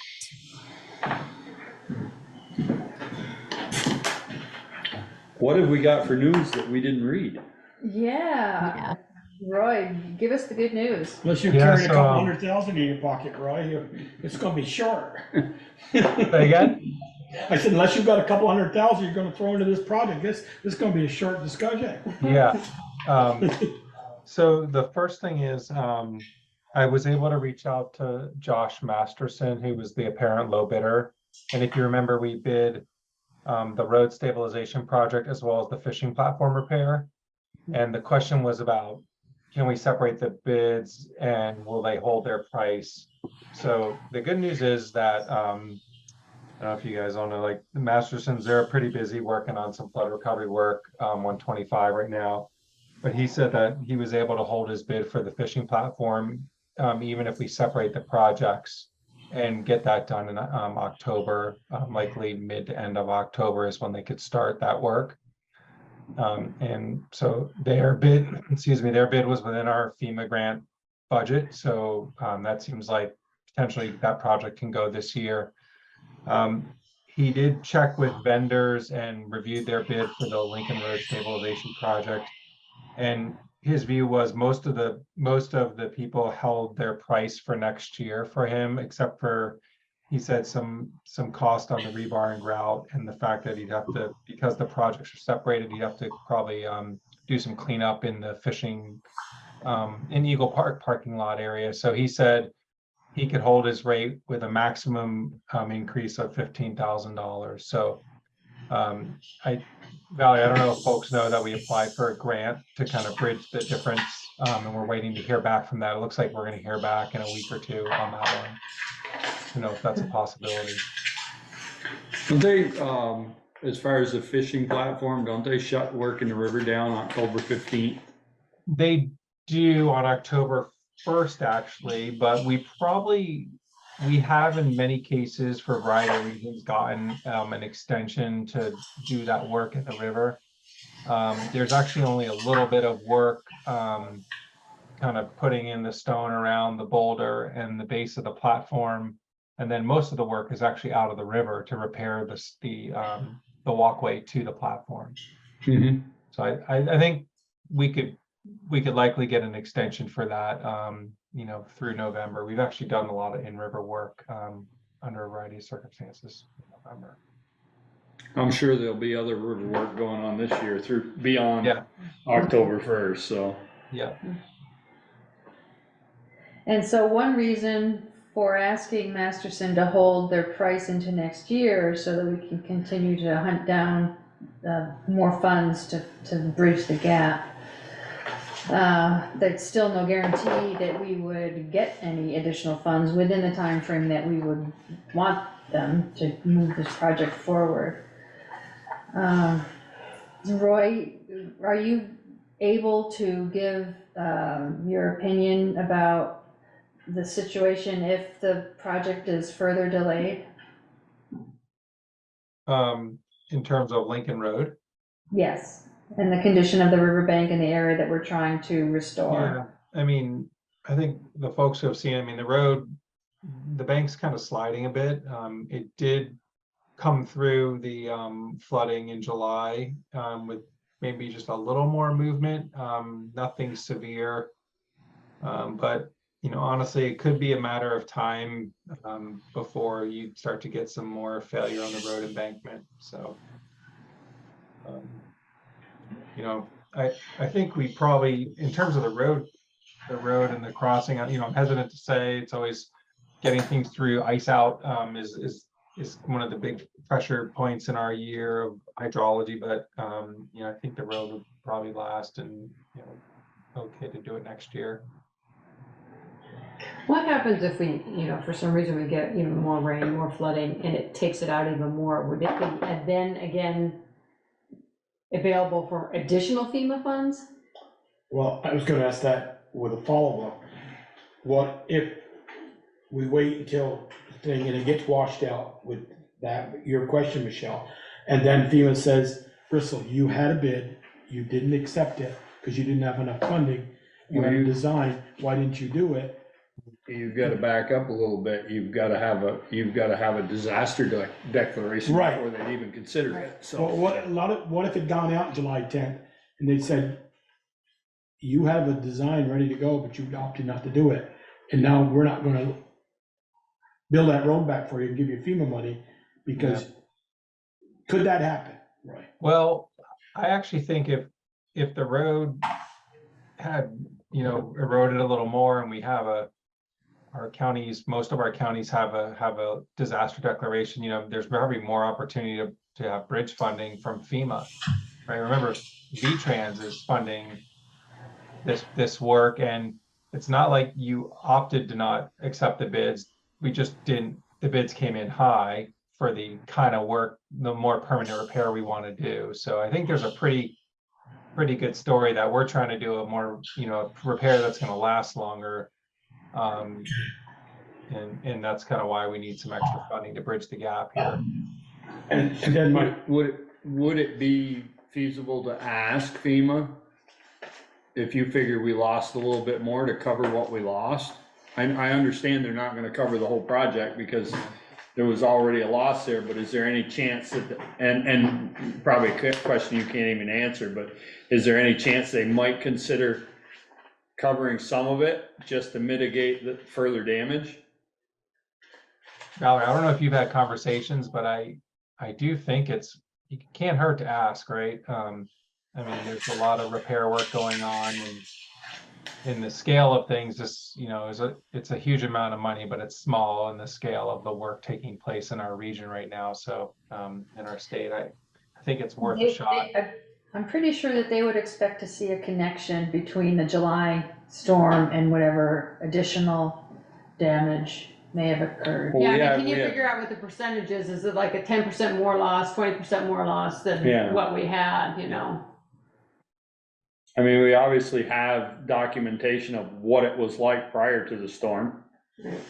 Yeah, I mean, we've looked at it in detail. We could go out there and really maybe run another survey section and try to show that there's been a little more road section loss and some adjustment. We have a lot of photos. We could photo document what we see, and then we could try to write a memo and make a case for that. Well, I wonder if we should ask them before you go to all the trouble of going out there and spending more time. Right.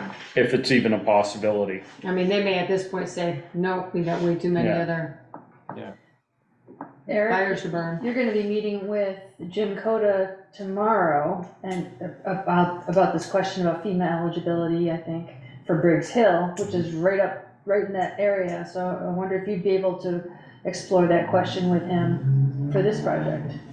I can, yeah. Yeah, and show him even possibly while you're all there. Okay. And it can't hurt to ask. No. And if if it's possible that we can get $100,000 out of them, we're that much closer. Yeah. Steve, or excuse me, Roy, you were saying that if they held their price, they'd have to have a $15,000 increase till next spring. Yeah, Being the bids were basically so tight, it's less than 1/4% they were off from the next bidder. Would the next bidder hold it at that price there and without a $15,000 increase? yeah. Was that offered to the second bidder? You know, it wasn't. It feels like if we go down that path, like it just feels like we have an apparent low bidder, had really good references. Yeah. We're undermining. Oh, I'm sorry. Michelle? No, I was just making a comment that what you're saying is we're undermining the relationship we have with the low bidder. Yeah, I mean, we could be opening up a case where we're sort of trying to do after the fact bidding, you know, when, you know, if they knew that they could be like, oh, we'll be like 10,000 more, you know, then it can kind of go back and forth. I guess I'm not exactly sure. Because it's like, it's a little different than value engineering, right? Because we're asking them, you know, if they can hold their price for next year. I mean, I guess we could be allowed to ask the second bidder if they would hold their price till next year, which in effect would change the order of the bid, but I guess I'm inclined. I thought in an email exchange from last week, you actually did put that question out there, and I thought at least one of them said that they would not be able to hold their prices. Yeah, they both sort of said they would have to sort of think about it and get back to us, and right now only Masterson's has gotten back to us. So Okay, then it was proposed to the second lowest bidder. That's all I was. Yeah, I'm pretty sure the question was put out there. So if I understand this right, Masterson's willing to do the fishing platform separate from this, but hold this until next year with the $15,000, whatever. So are we gonna have them move forward with the fishing platform? And to clarify, Roy, initially, Masterson thought that because they had envisioned doing the platform in At the same conjunction time. with the Lincoln Road, that the mobilization cost was slightly discounted. And if that's going to be separated, do we still have that on the table to reconsider their mobilization expense? So they agreed to hold everything the same for the fishing platform. Wow. Which is great. And then the 15,000 includes the anticipated increase in some of the materials they heard from vendors, as well as a little extra, because like in their minds, they were gonna disturb Eagle Park once and recover that site. So there's a little extra, which is part of the mobilization and demobilization, and is included in that 15,000 for the Lincoln Road project. So that's where that little bit of extra comes in for them to get a coat of gravel so they recover the parking area between the projects. And do you know if that 15,000 was proposed or put on the table as a lump sum or not to exceed or an estimate, or how was that framed? I believe his quote was, "That's a high limit, not to exceed." Okay. And even if that does get added, it's still well within the budget for the project. Again, that's for the Lincoln Road project. Oh, that's right. That's part of They're the already over road budget. Right. Thanks. I was a little mixed up there. Thanks.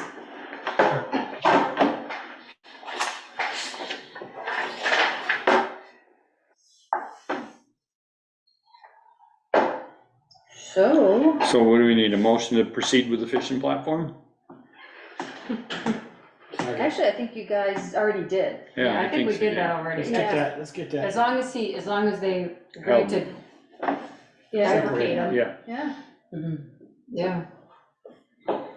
Yeah, so we don't need a motion in a second here, because we already did that. So the discussion is good to go then? Yeah, do we need to do anything on the Lincoln Road piece at this point? What's Well, I guess. how do we move forward with this? I guess we're at a point of acknowledging that we don't have the funds to proceed, so we are postponing Until it we do. until, at best, next year. And we're gonna hustle like crazy to try to fill the gap. There is the question of whether the select board would want to consider using ARPA funds to help make sure we get it done this year. And if we do that, there's a likelihood that potential funding sources, other funding sources would would know that. We need to, disclose that, and we would reduce our chances for getting additional grant funds. Quite likely. But I think, and then Eric is also going to try to, with your help, reach out to the meeting that he's having tomorrow, by this end of the week, if we can get it. Anything there. Anything from FEMA, from the Right. Lincoln Road Right. movement with Roy's pictures and Right. looking back I at mean, it. it may be one of those things we say, let's give it till December, see where we're at, and then we can reevaluate Yeah. using the ARPA funds. Give it to me, give it till when? The end of December. December, whatever. I mean, I don't know, I don't know. I mean, we're not doing it this fall, so if we're not doing it this fall, we're happening next year. Right? Well, Yeah, unless the so select board makes a decision tonight to use the ARPA fund. But that's what I'm saying, we're, No, I without, don't wanna, I would rather look for other avenues to Right. fund it and put it off till next year, cause if we can get, and continue to use the ARPA money for what we had intended to use it for. And also knowing that we have a grant writer on staff now who can maybe perhaps help us find some of those funds. At least know if we can leverage other funds for it, and maybe we don't, maybe we still have to use some, but we don't have to use nearly as much. That's a big chunk of that money it does help. That's almost a It does, picture of what we have left. Yeah. it does help everybody, but, well, it No, it doesn't doesn't help everybody. It doesn't help, well, Yeah. yes and no.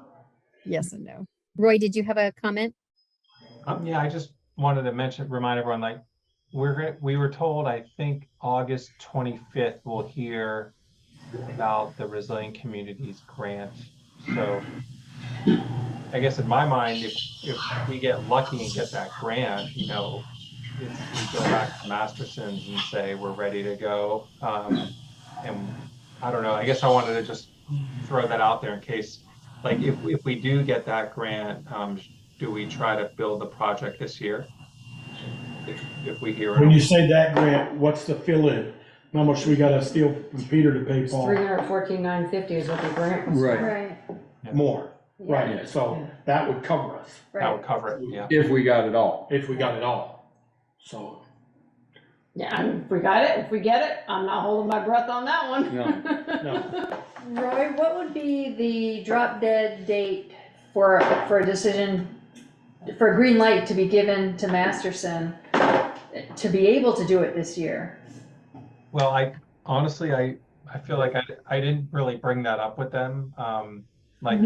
Because now the reason we played phone tag for almost a week was because he's out of cell service and super busy. His machines are all over the place. So Right. I'd have to ask, I'll follow up and ask him if, I almost didn't want to even go there because we didn't have the money, but I guess I need to check in and plan, like, if we were to get that grant and learn about that in the next week and a half, would he be able to mobilize, put adequate staffing on the job? I mean, I don't think, right now he's not available because he's doing emergency work. Yeah. I don't see him being able to, and maybe I'm speaking out of turn, but I don't see him being able to get there before that. Emergency work is done. Right. Well, or before we know whether we get this money or not. Yeah, I think he's probably gonna be busy through September. Right. And the thought just occurred to me too, that with any funding agency, you have to wait until you get your grant agreement and execute the grant agreement before you can start the work. So, and that grant agreement process can take a while. Yeah. So, we're not looking at anything fast. So I withdraw my question. Okay. So it sounds like we're setting ourselves up for next spring or next year. and just try to get all the pieces together. Unless things fall in line really nicely this fall. Yeah, we're in time for the September 11th select board meeting, we might have new information. Yeah. Okay. Thank you very much, Roy, and your colleague Brian, for doing so much of this legwork that was not expected. So thank you. We'll have, if Eric gets any good news, we'll make sure you get that tomorrow, or in a timely fashion. Sounds great. So that in case we have to go back out and see what the difference is. Yeah, and let us know too, Roy, if a lot of this extra work that we're talking about and that you offered to do would require an amendment to your contract, just to put it bluntly. Yeah, I think we're good. Let us know. Okay. Don't surprise us, let us know. Yeah, I don't want you to feel taken advantage of. That invoice might get rejected. I appreciate all the work that goes into what needs to be done. Yeah. No, you certainly have gone above and beyond because things haven't quite gone as smoothly as they should, so. Thank you very much. Thank you. Enjoy the rest of your evening. Okay. Item number 4, consider the house hall sign replacement proposal from the Bristol Historical Society. Is Ted there? Yep, Ted's here. Ah, okay. Come on up, Ted.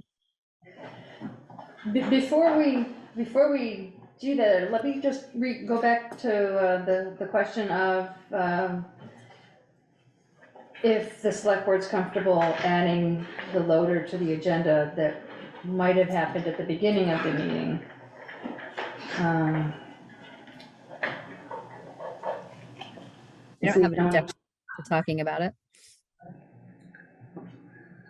I don't have a problem with discussing it. If we don't like what we hear, we can tell them no. Yeah. Okay, so why don't we proceed with I guess Ted? I don't either, but we kind of have a policy. Are we gonna spend money? Yeah. So, kind of. Well, if we'd on the agenda. If we'd added it to the agenda in the beginning. I mean, it was an oversight. It was an oversight. It's not like it's something that we haven't been talking about. Right, it's true. And it's not like we don't know it's coming. I So think we it's couldn't gonna buy this in 2 weeks from the 28th. Well, from what Eric said, somebody must have changed their prices. Okay. So I think we need to at least hear him. Okay, I'm willing to hear him, yeah. Okay. Alrighty. All right, thanks. We'll Hi, put him Ted. under 12A. Hi. Yeah, we didn't decide where we were putting him. Oh, let's just, yep. Where do you want to put where would you suggest? 6A? There's nobody here from, is there anybody here from Turning Point? I don't think so. So we could put him 5A. Okay. 5A. Okay. That way if he wants to leave. Yeah, okay. He was whining about being way down on the agenda, and in other towns, they put the road foreman up front. And then I said, well, then you'll never know what we give you to do if you don't set for the whole meeting. I said that's true, didn't I? Yep. Okay. Okay. Ted, All right. sorry. All right. Now the problem.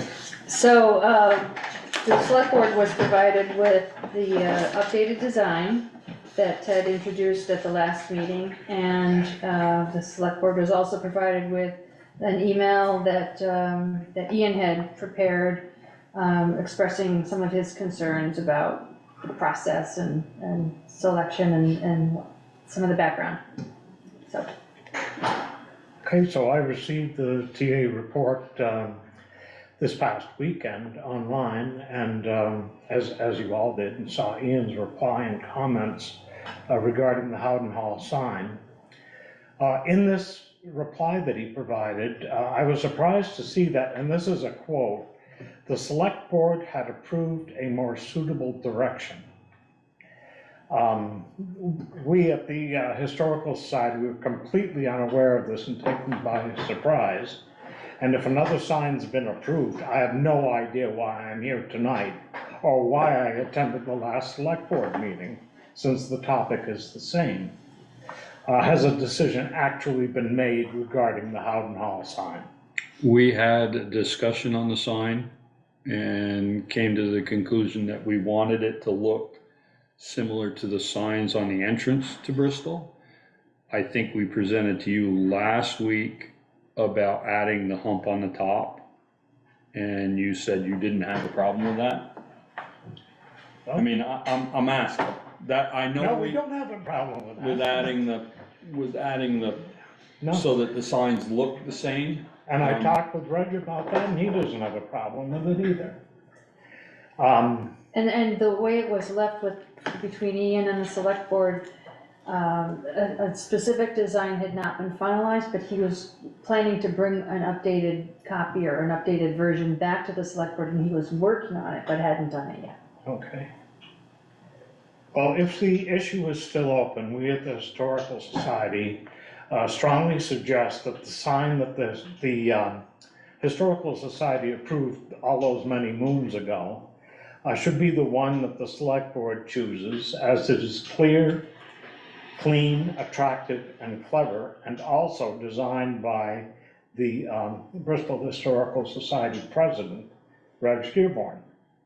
We would truly like to honor Reg by having his design on the front lawn, and Reg has been an incredible asset to the Bristol Historical Society since he assumed the position of president, as seen by the amount of time that he spends in the museum, in the museum's office, and at home, caring for our collection, which is huge, and caring for the general function of our organization. I could give you examples of it, but it would take probably more time than we have right now. We would not be where we are today without him and his abilities, and it's for this reason we would prefer to have his sign design in front of our museum's home. As I outlined at your last meeting, and also reminded Ian over the phone, the Bristol Historical Society would like to fund the entire sign project if you use this particular design, which would involve removing the existing sign if it doesn't remove itself. I don't know if you've seen It's close. lately. We would have the new sign fabricated from as long-lasting and durable materials as we could. Install the new sign after renovating and remodeling the posts that are on the front lawn, because they're looking pretty rough. Provide any other structures that might be necessary to support the sign. Replace the finials on top of the posts, which are split and missing some chunks. And we would also like to be responsible for all future maintenance of this assembly. Reg is an extremely thorough and careful individual. And this would be a small thank you for the amount of effort that he puts into supporting and running our historical society. We at the Bristol Historical Society feels he is very deserving of this honor, and we hope that you feel that way too. Thank you. Thanks, Ted. So I will tell you what Ian's concerns are, just so it's fresh in everybody's mind. He wanted the sign to remain consistent with what we had with the, in the design. And his other concern was that I want to word it right. I don't want to use. Graphic? I know He said it's busy in the background. Right, but with the picture in the background, they're finding it hard to see the lettering for what's there. Mhm. It's distracting from that. But there was also, he said, concerns about the longevity with the picture in the back. So I don't know did you talk to somebody about Yes. putting it together? Yes. So And what do they say? Are they? It's not a problem. It's not a problem till it is, like anything, right?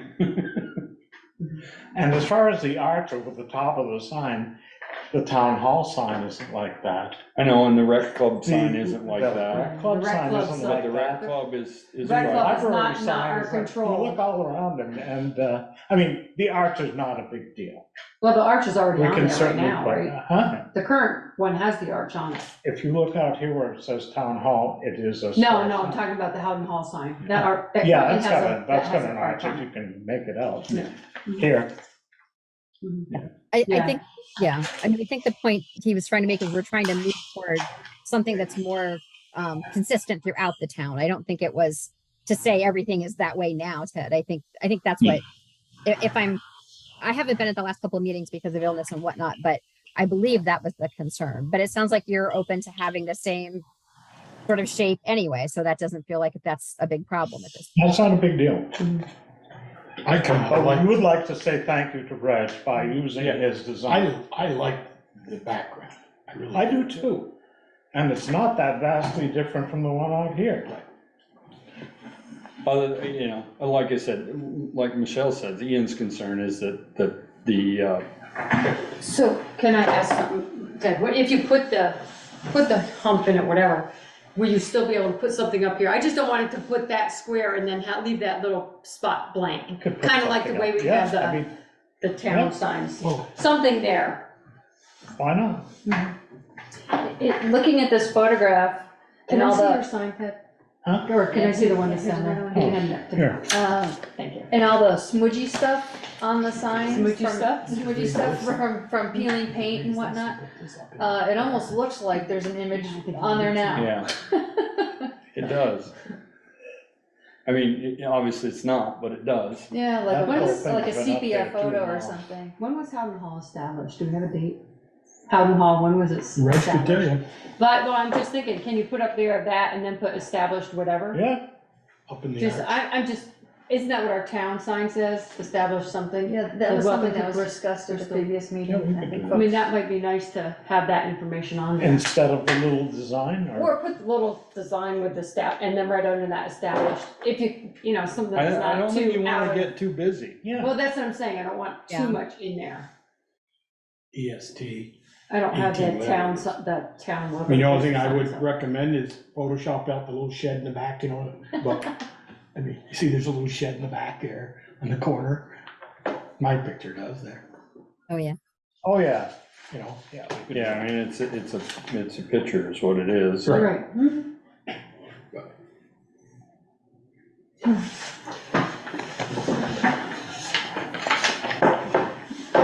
No, it's just like. So you're gonna get rid of that the bottom sign and just have this. Well, it's about ready to get rid of itself. It's all rotted and Not talking sloping. about those Yeah. small versus Bristol Historical Museum, because you're gonna put it on here. Mhm.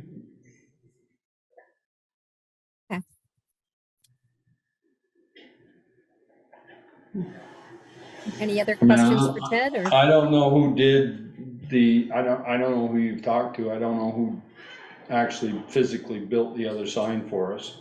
This sign? No, No, the town of Bristol The town signs. of Bristol I think that was sign. it, that was in Ian's email. I think he referenced. I tried to The- find the it. Oh, we makers. have somebody online. I was just thinking the same material and the, Use the same Yeah. person who created those signs.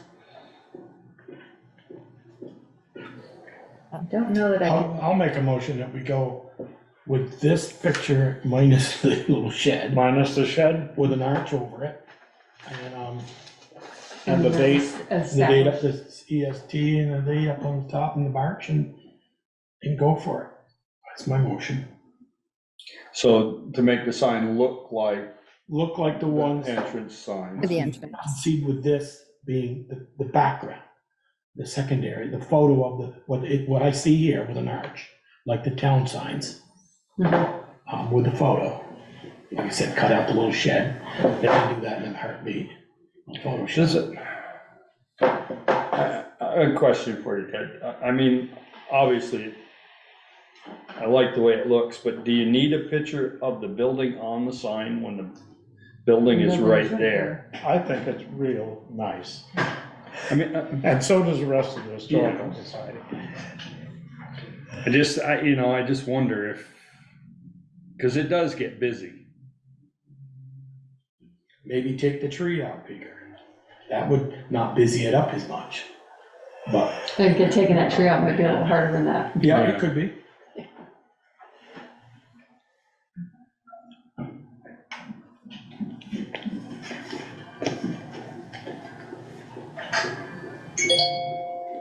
You know, a good photographer could probably take that without the tree in it, you could Photoshop it. Give it the tree. Photoshop it out. I'll talk to Rich about it. And then we take out, show the building and not the bush there and the tree and the little shed in the back, just the top. Well, it was taken, the picture was taken prior to the bell being there and prior to the Right. coach being there, because neither one of them are in there, correct? Right. And the shed, actually, the shed isn't back there anymore now. No, Is no, the tree even there anymore? Yeah, the tree's still It's there, I believe. I don't know. It looked Yeah, I like think it that's- was If so, fire. I think the bigger. tree is still there. Yeah. I think that's property of the bank. Yeah, I think you're right. It looks like the stake is right behind the, Just about, we really like Easy. that design.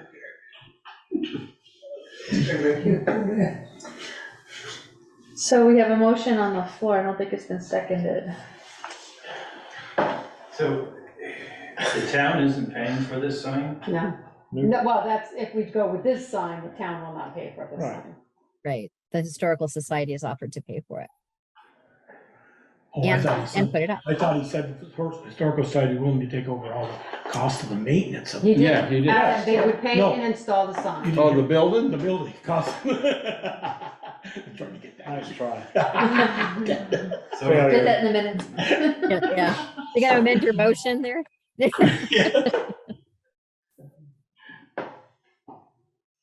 So who approves the signs in the town? Well, the zoning permit, I understand an application have has one. been submitted, yeah, I have one. yeah, and, I think I don't know if signs need to go through the design review district. I think they will have that. If it's downtown, they have to, Yeah. but this isn't part of the. It's not. this The isn't- church had to go through one. Well, I think the playground. did The too. church had to go through For downtown what? when they changed from shingles to dump. Oh, Yeah. do they? Oh, then maybe they do. Same. Yeah, I think they do. Well, they've Oh, stretched there's that, another step for you, Ted. they've stretched that district. out. If I'm the beginning sign to has to be understand approved by some stuff. somebody else, why is the board making a decision? Because it's town property. Because Because it's it's our a town building. building. Town building. I was trying to figure out what you were thinking, that's why I asked. Good question, though. I guess I'll second Joel's motion at least so we can. So the motion was to, okay, the sign minus the little shed, and what else? With the arch, Oh, with and the, then put the what year it was established. Year that. Similar to just similar to whatever our town Yeah. sign is, I guess says established, whatever. yeah, circa, whatever. Yeah, whatever.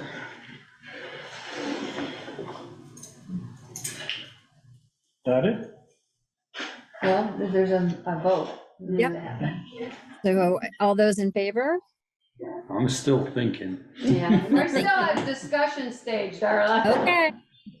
Do you need Sorry, more no, time? I had a distraction, so I thought you were asking me to call for the vote. I apologize. No, I mean, I like the sign. I do think it's a little bit busy. I agree. I mean, that's, I don't. And the no building is right disrespect there. to Reg at all. Yeah. You know. Right. I mean, you got the building sitting right behind the sign. I just think it would be cleaner without the building in the sign. And I understand the Historical Society likes it, Ted. I'm not, and it's nothing against Not the Reg. only thing I'm beginning to understand.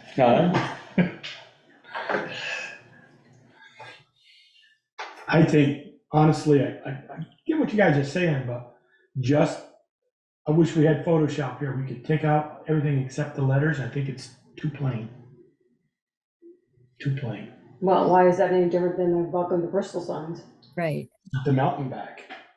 Well, It's Ian, got- Ian had been It's working got the on mountains in the something. back. Same with the one at Heinsberg Commerce Park, it says, have you been by that one?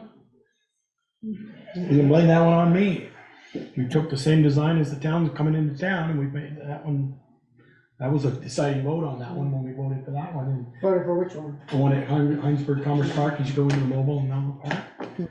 And it was too plain, when we just put Heinsberg Commerce Park on it. To me, I think it would be too plain with no. Actually, the sign, the town signs do have the mountains in the background. Mhm. Some form of graphic. Yeah. Yeah. I think a good Photoshop. Okay, well, I was sent here to present this as it is and try to get it approved. You want to make changes to it, let me take it before the historical. Well, we haven't. And see if the changes you want I'd to like to make see to just it the building and not the tree. are okay with the historical society. If not, then the historical society is just going to rescind their offer, regardless of how generous and nice it was. And I think that's already happened once, hasn't it? Yes.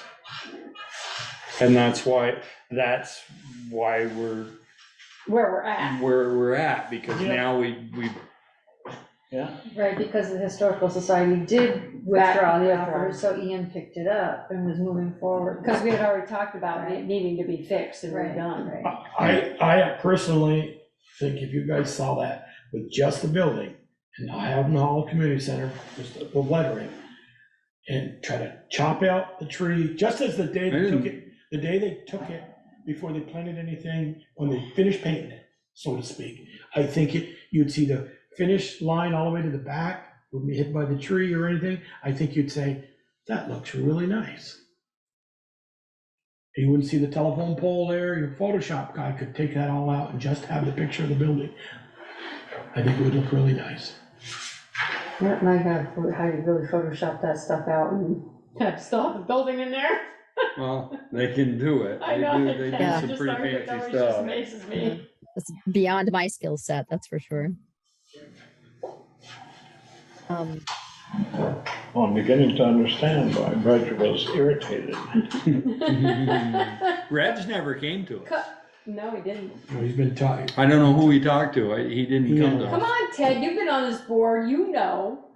Yeah. You know how much fun it is. Also.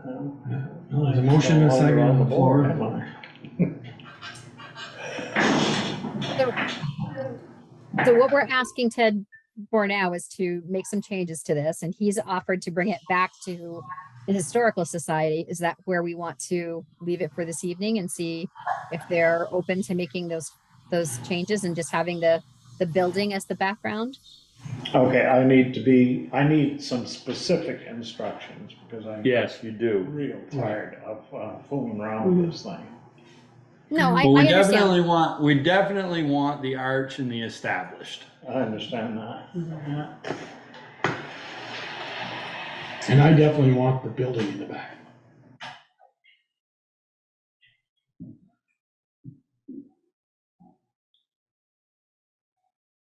Well, let me know.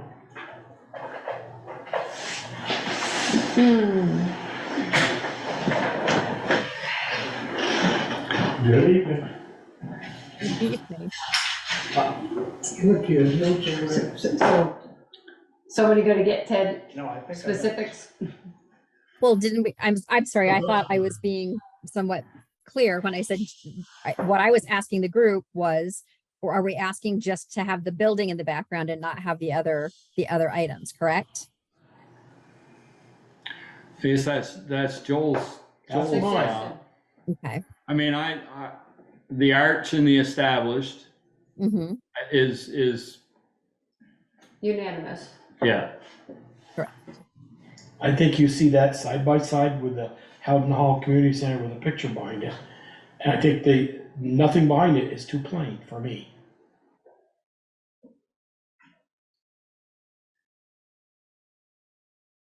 Well, there's two sides to it. If we ask to have all the stuff pulled out, then Ted's gotta go and see if the Historical Society accepts that. And if it can be done. And if it can be done, yes. Ted, I'd be willing to work with you, and I think I could talk Brother Mark to set up his camera and Photoshop that, just the building. And he can do that, he can take out things, and if you wanna, I can get you a picture of it later. He's out this week. Well, was one of your Let me run objectives? it by the Historical Society first, because this is the one they like. Okay. Don't do all the work and then Okay. find out that Yep, they that's don't want, fine. they don't want to do it. Right. Yeah. And this photo is historic, it's a historic. photo Historical, From yeah. way back. Yes. Right. Yeah, the new one's gonna show the ramp. Yeah, it's gonna Right, show you don't all want the, all that yeah. stuff. If you had that picture, somebody could probably say I can do that. Well, Who knows let's, where that let Ted go back and ask. Okay. And see what they say. But I So, do need to know what you want Right. before I can talk to the Historical Society about their opinion. Darla, you're the only one that really hasn't weighed in. Well, no, well, actually I have. What I said was I would like to see the mock. I'd like to know if they would be open to having just the building as the background of the sign. So I would be open to that. I think it's a fair compromise. I don't think either side is going to have 100% what they want here. And I think just having the building in the background, asking for the arch and the established by, which would tie it to the other town signs, I think it's a fair compromise. Yeah, and I think it would be, I think the tree is what really makes it busy. Agreed. And again, no disrespects to Reg in any way, shape, or form. We No, all no, no. understand. We all understand the tree- work he's done and want to honor him in some way. And I think, I think this is a decent compromise. To me, So the arch with established and just the building in the background. do away with the telephone pole and the tree, so you show the beautiful building. And the trees on the trees and the shed on the other side, Right. just the building. Yep. I could live with that. Is that clear to you, Ted? Is that good? I need it in writing. Okay. Okay, now, Do we want, do we I'm done. want a vote to approve that, so if he gets Yep. it, he knows? Yep. Just soon. yeah, that's. what Okay, I'll we're- redo my motion to accept the arch with established in the date it was built on the top, with just the building in the background, with no trees and telephone pole and. Just the shed. building. It's pretty Just the simple. And the building. dead trees in the background? And the dead trees in the background to be photoshopped out. No, I think this is fall, isn't it? Bet it's fall. Yeah. Well, It looks like it's fall. dead is dead. Yeah, the front one has leaves on it. Yeah, but they're not a lot. It looks like Yeah. they're falling off, so. So I changed that motion a little bit, Michelle, so you. I'll second. Okay. So all those in favor? Aye. Aye. All right, Okay. thank you. You have to send him that Yeah, now. I think that was, I do think that was a fair compromise. I do think that Ian's not gonna be happy with it either. I'm gonna be happy with it. I agree. Well, I mean, Well, I think we They have to went- meet folks halfway sometimes. yes. Thank you, Carl. Darrell. And I Yeah. think Ian comes at it, he's a graphic designer. He comes at it from a very different place than the rest of us do, Mm-hmm. And I get it. I totally get what he's saying. Anyway, I think All it's- right. okay. Well, we've given them something to chew on. If they don't like it, then we'll be starting over anyway. Back in our court. So are we doing the loader now or? No, But- Porter. Porter's been hanging on Oh, patiently. Porter, yes. Well, it ain't like Eric's not here. All right, so item number 5, that's right, we're 5A, I apologize. So receive an update from Porter Knight, who is here with us, about the Health Equity and Community Design Technical Assistance Pilot Project and creation of a vision of accessibility in town parks. Go Porter. Thank you. Well, I'm very excited to be here. Can I share a screen? Somebody will have to make you a co-host and I can't do it. Actually, it said. Well, she's already got it. Didn't say I couldn't, so it looks like I She didn't can. say she couldn't, so she did. Yeah. There you go. Maybe Love that. everybody's a co-host. Interesting. So yeah, so I'm super excited to be here today, and you can probably tell how excited I am about this because I actually have like a little PowerPoint presentation. I know usually I just come and just like talk about stuff, but this is something that I think is really, really important. So we have amazing parks here in Bristol, but they're really underutilized. I'm talking specifically about the parks outside of the village. And those parks can be extremely difficult to navigate, and even, out and out impossible or unwelcoming if you have any kind of different mobility.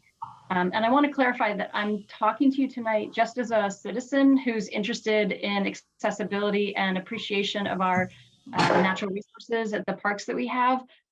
This is not a Bristol Trail Network or a rec club initiative at all. This is just something that I started talking about back in 2017 when I was talking to a friend who had different mobility and she wasn't able to enjoy these sites that I love to enjoy. And then I think many of you knew that my husband was living with ALS in the last years of his life. This is a picture from 2021, just 3 weeks before he passed away. But Dave was an avid hiker and fisherman, and he took the dog for a walk every single day at lunchtime when he wasn't traveling, and he fished most weekends in the summer. And as ALS took his ability to walk and to move, he couldn't use any of our parks. Certainly not Memorial, which is closed to everybody now. Not Sycamore once he was in a heavy wheelchair. And not even Eagle Park with the fishing platform that's supposed to be accessible. So that was really a disappointment. So as I said, I've been thinking about this idea and talking about it since 2017. And so regional planning was aware, they had heard that this was an interest of mine. And so last year they approached me when there was this health equity and community design technical assistant pilot and said, do you think that accessibility on town parks in Bristol is something that this could help you with? And my question, which might be like yours, is like, well, what is it? And so they explained that there was money from the Center for Disease Control that came to the Vermont Department of Health. And that money was specifically to address COVID health disparities among populations that were at high risk for compromised health or were underserved. And they weren't giving money directly to communities. What they were doing is they were giving chosen towns with access to experts. So designers, architects, planners, and consultants, and also ambassadors. So these are Vermonters who have lived experience, who are either marginalized or vulnerable or have differences. And so you can see on this little map, it shows a bunch of the towns that have been chosen or considered for this. So we're this is us, the little ironically the little walking person, which stands for trails. And so their focus is on health equity. So that's like health equity means like making health accessible to all. So equality in access to healthy opportunities, and also healthy community design and placemaking. So we didn't get money. What we got was access to information and people with information. And so one of the first things they did was a survey, and you might have seen this, this health survey went out in May. And it surveyed a bunch of different aspects, but the ones, and I'll give you the whole survey so Valerie can share the results of it with you.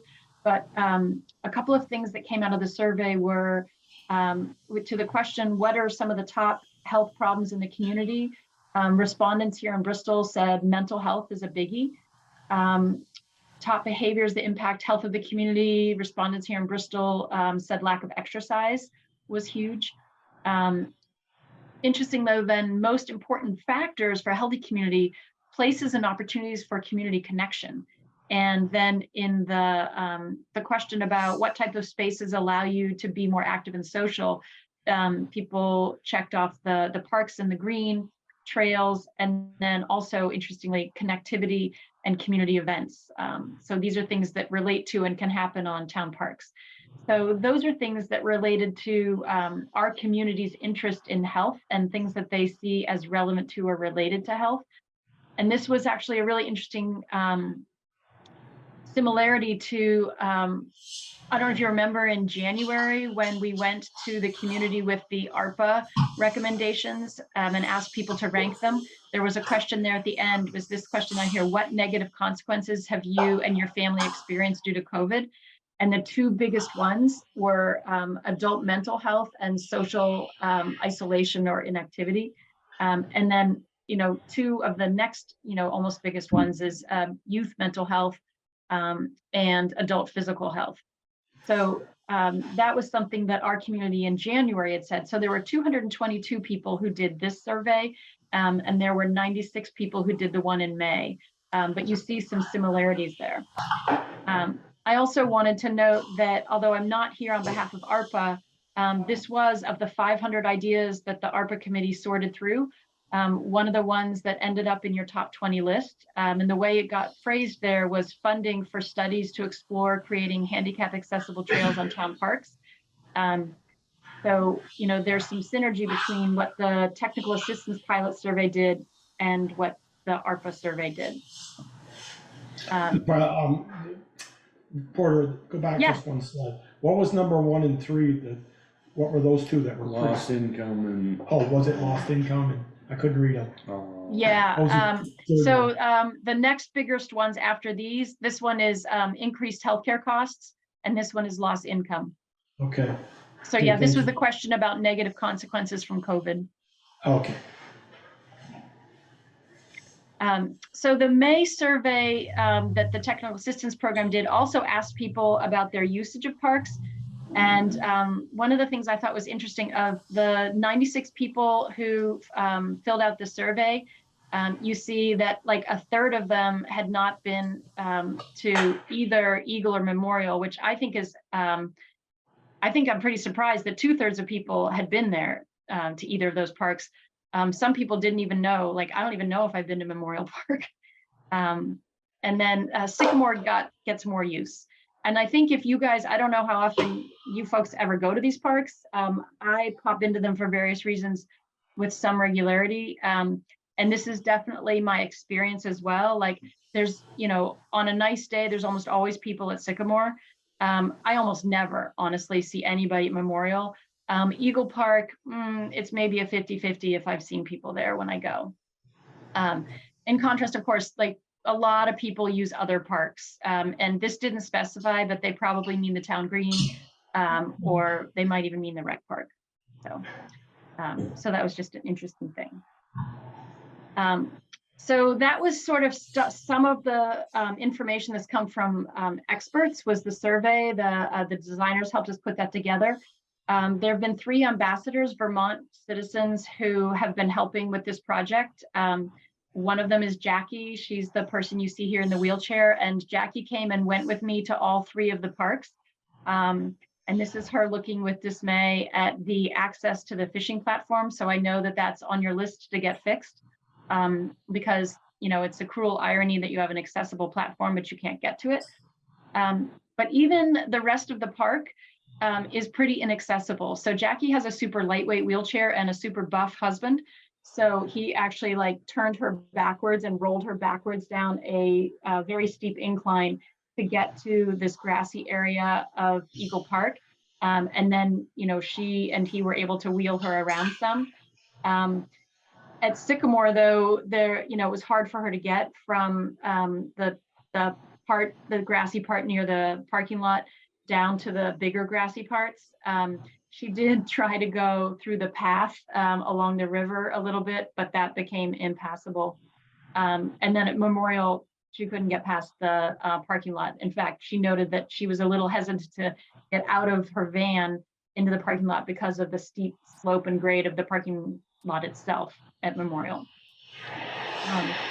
The next thing that the consultants were able to do for us is to create a vision. And this was one of the things that I was most excited about, is what would it look like if we had, accessibility? And so they said, you pick one, we're not going to do a visual for all 3. So I picked Eagle. because we already have the fishing platform there, and you guys are already committed to improving the access to the fishing platform. So hopefully that will be, you know, a functioning site soon. But wouldn't it be nice if people were able to not just get to the fishing platform, but could actually go into the park itself and enjoy a picnic with their family, and, you know, go for a walk on a path with other members of their family or their group. And so they created some visuals for us. So they took a series of photos that I took at Eagle Park and created this vision of, you know, how that park might be used by people of, you know, all different mobilities. So you have like a woman with a stroller, you've got a guy with a wheelchair. In one of the other pictures, there's people on crutches, but it shows these sort of interconnected paths. And so in another visual, it's kind of like looking back from the platform towards the paths. And then this is sort of like an aerial view of like what the paths might look like. So there's really three main things that these parks would need in order to be accessible. They would need parking. None of them has safe, accessible parking at all now. So it would have to be, you know, safe, like flat, designated, like marked. And then paths so that people would actually get out and enjoy the parks as well. And then the third would be signage, that, you know, the parks have various signage, but having something consistent that indicates that they're a park and what types of uses could be at the park. So it's just a vision that I would love to move forward with. And so sort of where we are today is that I'm here with you. But as I said, I had this idea sort of in 2017.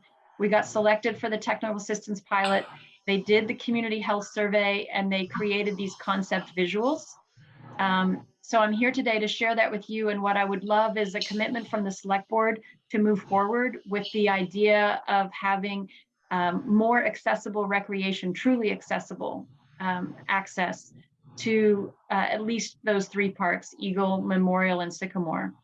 And then to have you approve us pursuing, you know, some kind of preliminary study. So, you know, what would be our next steps there? And that's what the preliminary study would be is, you know, what do we need to do to start moving towards creating something there? The technical assistance pilot project can also help us make a plan for community engagement throughout this whole timeline. And they can also get us started with some draft signage so that we sort of have some templates when we're ready for that. And once we know what a preliminary study might cost, then I would hope that you would be willing to allocate some of the ARPA money for that, since that was one of the recommendations on the ARPA list. So from there, we would go and do the preliminary study, which would then tell us what we needed to create actual, you know, detailed design drawings with an engineer. And then we would want to seek grant money for that. Then we would do the engineering work itself. Then funding for construction would be grant money. And of course, it could be phased in, but this is sort of the bigger picture.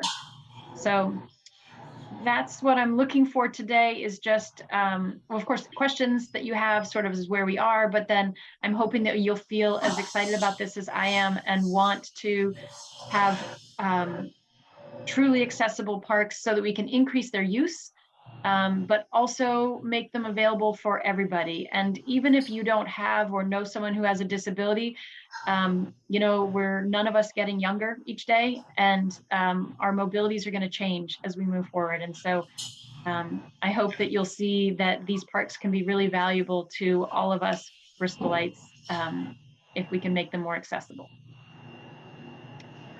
Or a quick question, when the design they did for Eagle Park, are you asking for this for all the parks or right now just for Eagle Park? So this study in the plan, is it gonna include funding and costs for all of them versus just the one? Yeah, we only have the concept drawing for Eagle just to get us to this conversation. But yes, I am hoping that we can do the preliminary study and then ultimately write the grant and get engineering plans for all 3 parks. Even if we ultimately don't build them all at once, I would like this to be part of a cohesive plan and a cohesive effort. I would love to be able to say Bristol is a recreation destination for all people. We are welcoming and inclusive of all people. And, you know, if there's like, oh, Bristol, you can go to one park and you can go about 100 feet. And that's sort of like, really? I'm going to do that? But to say like, yeah, like if you live in Bristol and you use a walker, you can enjoy all 3 of these parks for an entire afternoon or a day with your family. This is a place you can go. It's not just sort of like a token, like, oh, you can get this little place. It's more like you can really go enjoy this park. So I would love to see us do the preliminary study and the engineering study for all 3 so that we have that plan in our back pocket. And then if the funding for construction can only come through in pieces, we could do it phased. But we could say Bristol's committed to a bigger vision. And that's part of why the community engagement conversation is so important, is that so the Conservation Commission knows that this is something I've been talking about for a while. But, you know, they are writing plans for all these parks. And the only conversation we've had, you know, they over the last 6 months is them saying like, yeah, obviously this could easily be written into any of the plans.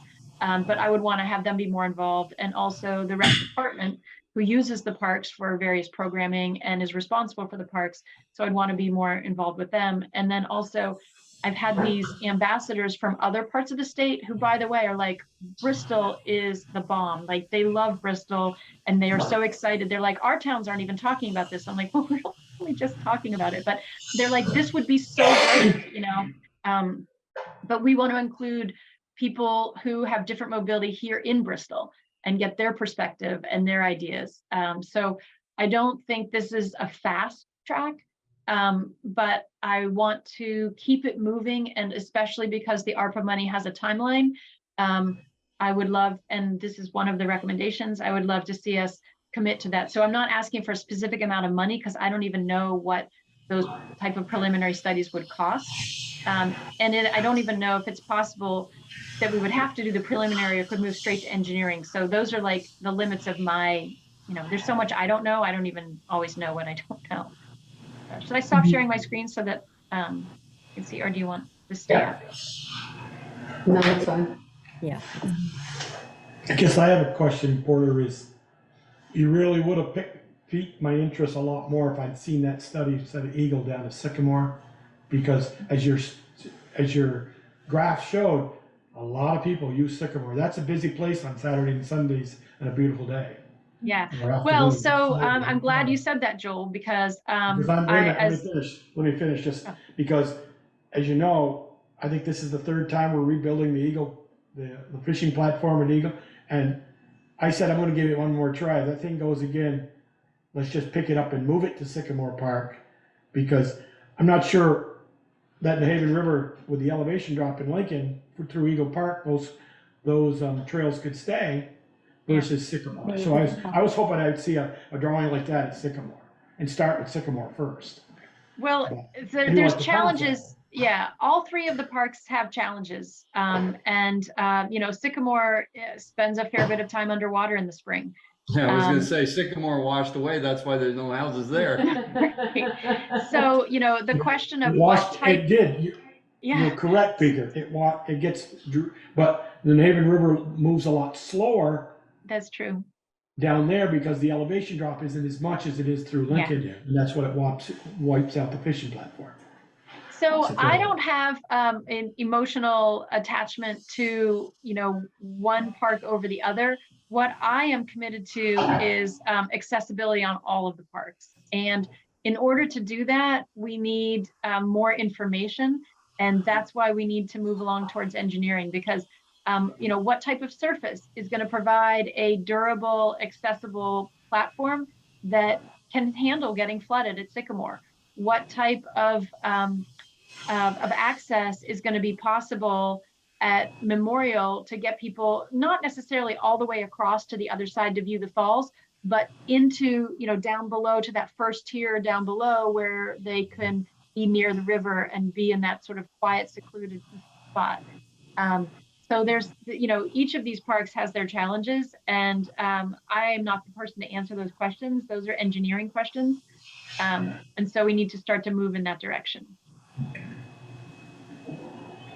Yeah, getting them down there up to Memorial Park isn't a problem. Getting them back out might be an issue. Because the road that leads around is not ours, around the back, it's not ours. Oh, we have it right away there. Yeah. Porter, have you talked with the rec department about this project? Only to the extent that she knows that I got the technical assistance pilot and that that I've been harping on accessibility for a while. But I haven't showed her this slideshow or those concept drawings yet. Yeah, and again, the concept drawings are just so that people could sort of have a vision of like, what might this be like? They're not in any way, representative. This is what it's gonna look like. Exactly. Yeah. Right, Michelle. It's more just so that somebody who's like, what are you talking about? Like it would be like some simple loops, a path that you could take something with a walker, a stroller, or crutches. So they're just to give you really just a visual of what is an accessible path. Right. Well, when we worked, you probably remember when we worked on the playground, when we had to update the playground, right. Making that accessible was a big component for the community. That didn't come from the rec department or, there were people from the community who really thought that was a necessary piece, and not just. And I remember going to one of the trainings on playgrounds, right? I learned a lot about playgrounds over the time that I was at the rec department. I probably have forgotten a lot about playgrounds too, but one of the presenters was a woman who was in a wheelchair, and someone in the group's like, why is it so important that we make a playground or a park so accessible? And she said, if my kid is on a swing and falls and is bleeding, I'd like to be able to get to them. Like that brought it home for me. And there were questions when we were doing the playground, like, why does it have to be accessible? Why is it important for that? And it, it's not just about a kid and a parent. Like you said, it's about an elderly person who wants to bring their child to the park and be able to walk without worrying of falling and that kind of thing. I mean, I've had my own mobility issues in the last year, and I'm a little more aware of things than I was the year before. Porter, you said part of your first slideshow was mobility and walking and sidewalks. And as you know, some of the villages have not got sidewalks. My street in particular. I know. Right, and could money be used for those types of things? I'm focused on accessibility for parks. I agree sidewalks are important, and I included that because in the health equity survey that they did, connectivity was one of the things that people in our community ranked as important. We weren't just asking them the questions targeted about the park, they were more broad health equity. And as I said, I'll send you all those results so you can see the whole survey. I absolutely think sidewalks are important, and I wish we had a sidewalk on your street. And ARPA wanted to see, some safety improvements on your street. But I'm here today to make a case for moving forward with a commitment to accessibility on, at the very least, these 3 town parks. What do you need from the select board? I guess it would be like a resolution that you are committed to the vision of accessible, genuine accessibility for users with different mobilities at Eagle, Memorial, and Sycamore. And that you say it's okay for random volunteer Porter to talk to people at the town about pursuing some type of a study and figuring out what that might cost so that we could come back to the select board and put a dollar figure to that ARPA recommendation. I'll make that motion. Word for word. That's right. Second. You lost me at Memorial. I won't vote for it because I don't want to say never can say never, Eric, but almost never happened there. I would commit to Eagle and some Sycamore when not to. Well, they can do the study and say it Right. won't. I mean, There you go. we're not saying we have to do that one. We're Would you just just getting take the $50 information. and throw it down the toilet? It'd be the same thing. I can give you that study right now, Peter, but I know. I mean, okay, you got a point there, Peter. You gotta do a study to get no money, so to speak. Or to say no, but Sycamore, I'd love to see the bridge at least repaired. And the steps going up, and I have some ideas. On Sycamore? No, on Memorial. Park. Memorial. And- I'm all ears on that, Joel. Let's talk about that another day. Yeah, and I've got some ideas, cause I've been up to the top of, where's that park in, that's National Park in Maine, way up on the end, way. above Booth Bay. Acadia. And I've taken pictures of all the stairs and stuff, but I think we could do the same thing in Memorial, so. Okay, call for the vote, Valerie, or Darla. I guess I. Why, cause you're done talking? No, if you're done, Yeah. you guys are for it, I'm not. Well, Well, thanks for bringing this to us. So we have a motion and a second. So all those in favor? Aye. Aye. And anyone opposed? Nay, just because of Memorial, that's all. Yeah, I but like- support it.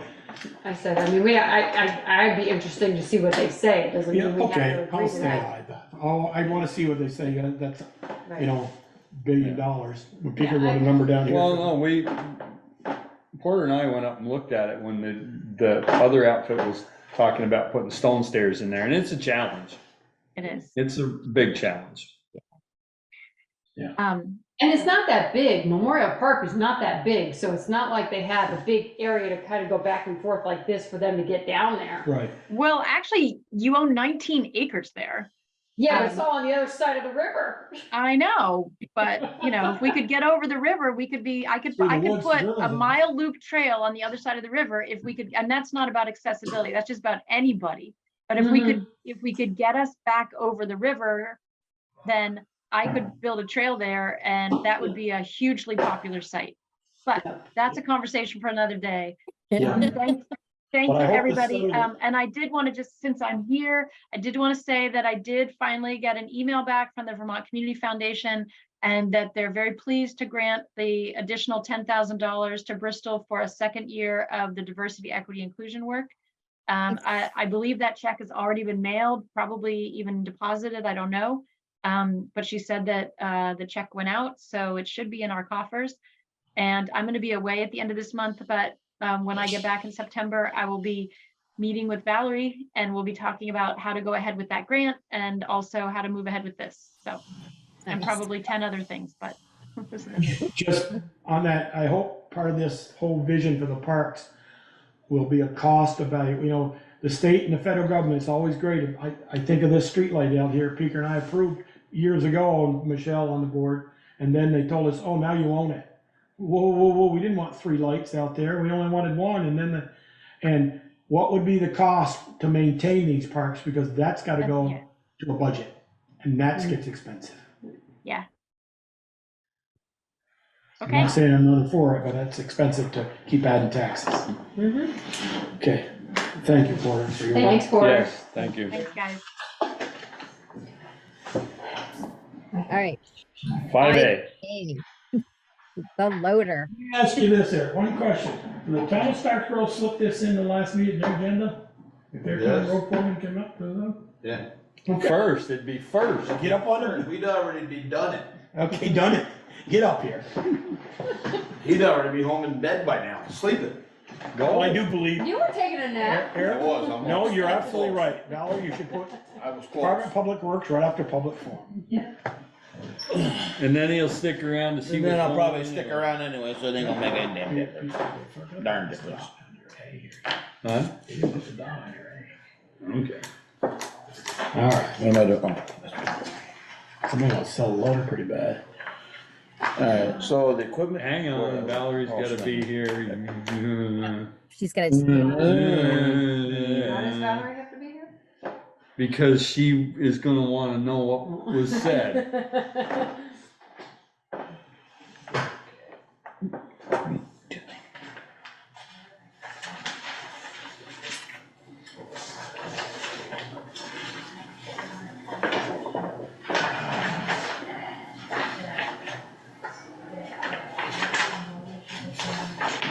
Nine, 5.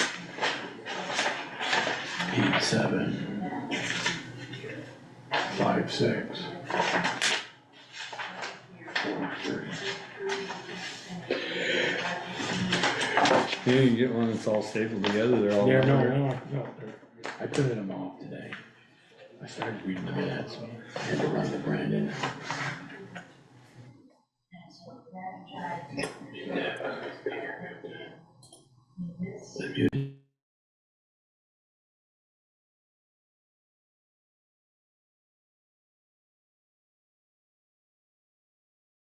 Hey, what are you doing?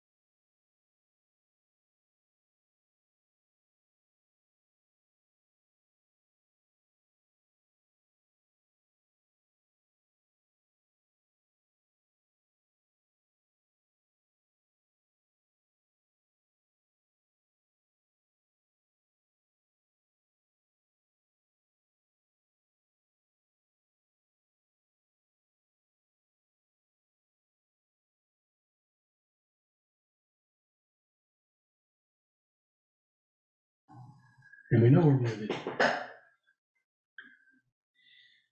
Well, we're unmuted.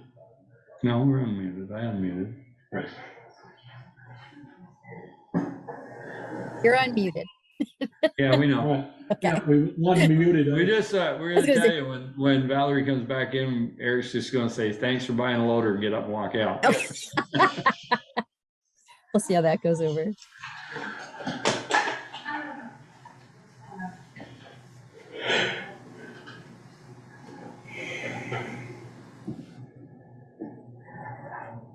Jill, did we have something additional with you? I'm not seeing it on the agenda.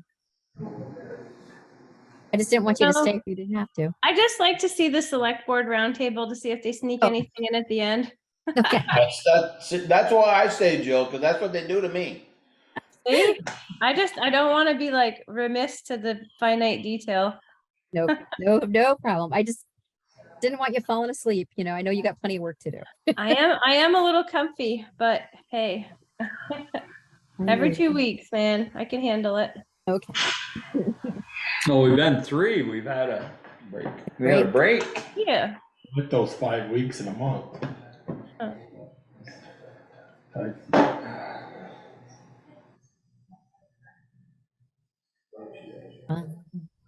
Well, Stephen. I don't know. Well, Stephen, you getting out of the excavation business. He bought a big shear. Yep. Got a bunch of equipment down the Pikes to demo.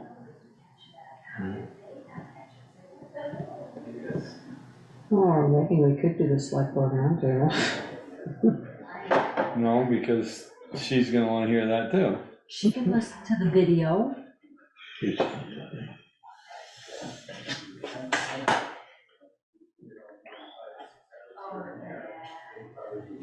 Did you read the minutes, Michelle? Yeah. I'm gonna go to the bathroom. Oh, there you go. Yeah, the only thing I. Use this up. Like 2,000. Santa Claus coming back out again.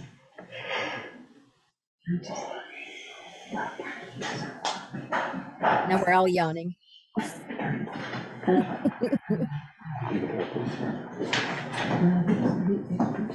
Did you decide everything? We approved everything. Because Peeker said she's gonna know what's. Gonna wanna know, what so why has don't been said. So we're waiting. Oh, I was gonna tell you, we already adjourned, but. Oh, okay. And then Peeker went to the bathroom, so we. Yeah. So what is it that I'm supposed to know?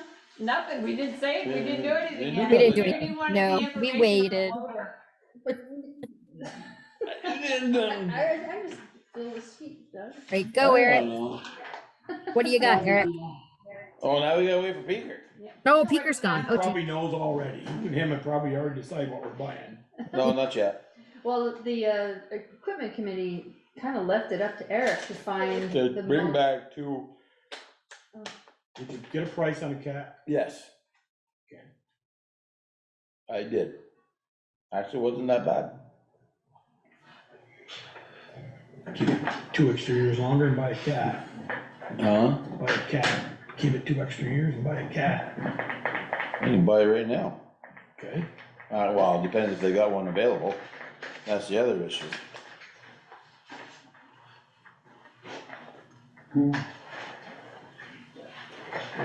My God, people keep I disappearing. know, we're, Jesus, now Mallory's gone. Okay, let's just start. Yeah. I want to be home before midnight, yeah. and we have executive session. You do? What'd you do that for?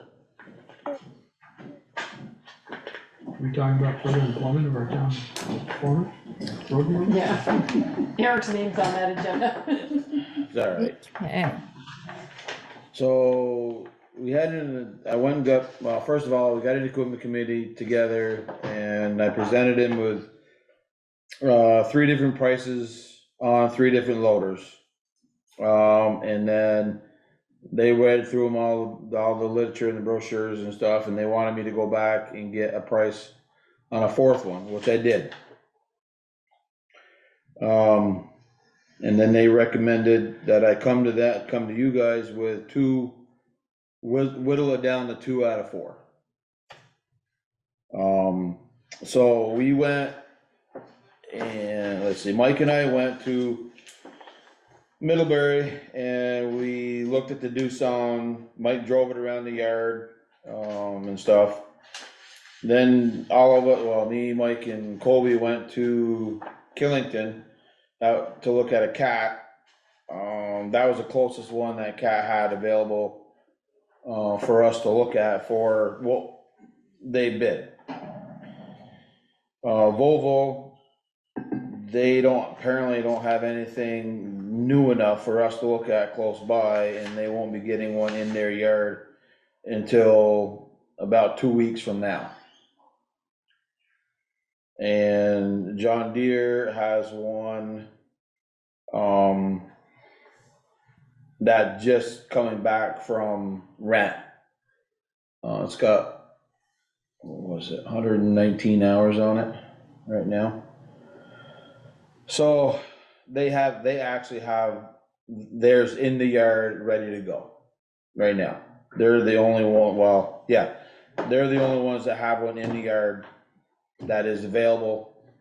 Now, the other ones, are a ways out. That's The John other Deere, ones are all new. everything's new. These are all, John Deere's new. John It's just a Deere's- Well, I return. know, but I'm just saying but it's new, used, kind of, well, yeah, like slightly used. yeah, what Hopefully. they do is they try to rent them out. When they know a town's gonna look for a piece of equipment, they try to rent that piece of equipment out. It gets the price down, more compatible for what municipalities can afford. Yep. So, with that being said, coming back from what the equipment committee wanted me to do, I've come back with a John Deere and a cat as the 2, I guess, 2 top picks. yeah, 2 top picks, I guess you'd say. Okay. So if you want, I can go over, How many hours in the John Deere versus the cat? the cat will will be have, 0. will have a 0, Four. but they don't even have one in the yard. They don't know when they would get one. Give us numbers. So the John Deere with, for the loader, I spec'd out a loader with a quick connect, a bucket, and a set of forks. That came in at $66,000 for the John Deere. 166. 166,000 for the John Deere. Difference. Yeah, a little bit of a difference, wasn't it? Yeah. Okay. Hydraulics for the sweeper if you want. Yes. And I also priced out a pickup broom for the loader, which their price was $22,500. So total price for the John Deere with the pickup broom is 188.5. That includes a 7-year, 5,000 hour powertrain hydraulic warranty. So you got him to go 7 years? Yes. 7 years. The Cat, which is the next lowest bid, what, with the forks, the bucket, the quick connect, was 173,300. And then their pickup broom was 19,900, so total price of 193,200. Their warranty, which is included, is a 7-year, 3,500 hour warranty. I didn't get, I know 7 years with the John Deere, but how many hours? For the John Deere? 5,000. 5,000. 5,000, okay. This was 7 years, 3,500. Yeah. The hours really aren't. The hours ain't an issue with us, it's more the years. Cause we got, our loader's what, 20 years old now, and it's got 8,400 hours on it. So it's not, the hours part is not really an issue What's the for broom us. for? What's the broom for? My plan The is for the streets? pickup broom is, it has a gutter attachment on it, so it'll sweep the stuff away from the gutter, from the curbing. Curbing, yeah. So my plan is, right now I spend a little over $5,000 for sweeping.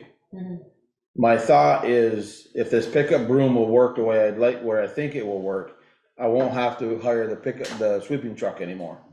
Plus, I can also go out and do before the 4th of July like we used to.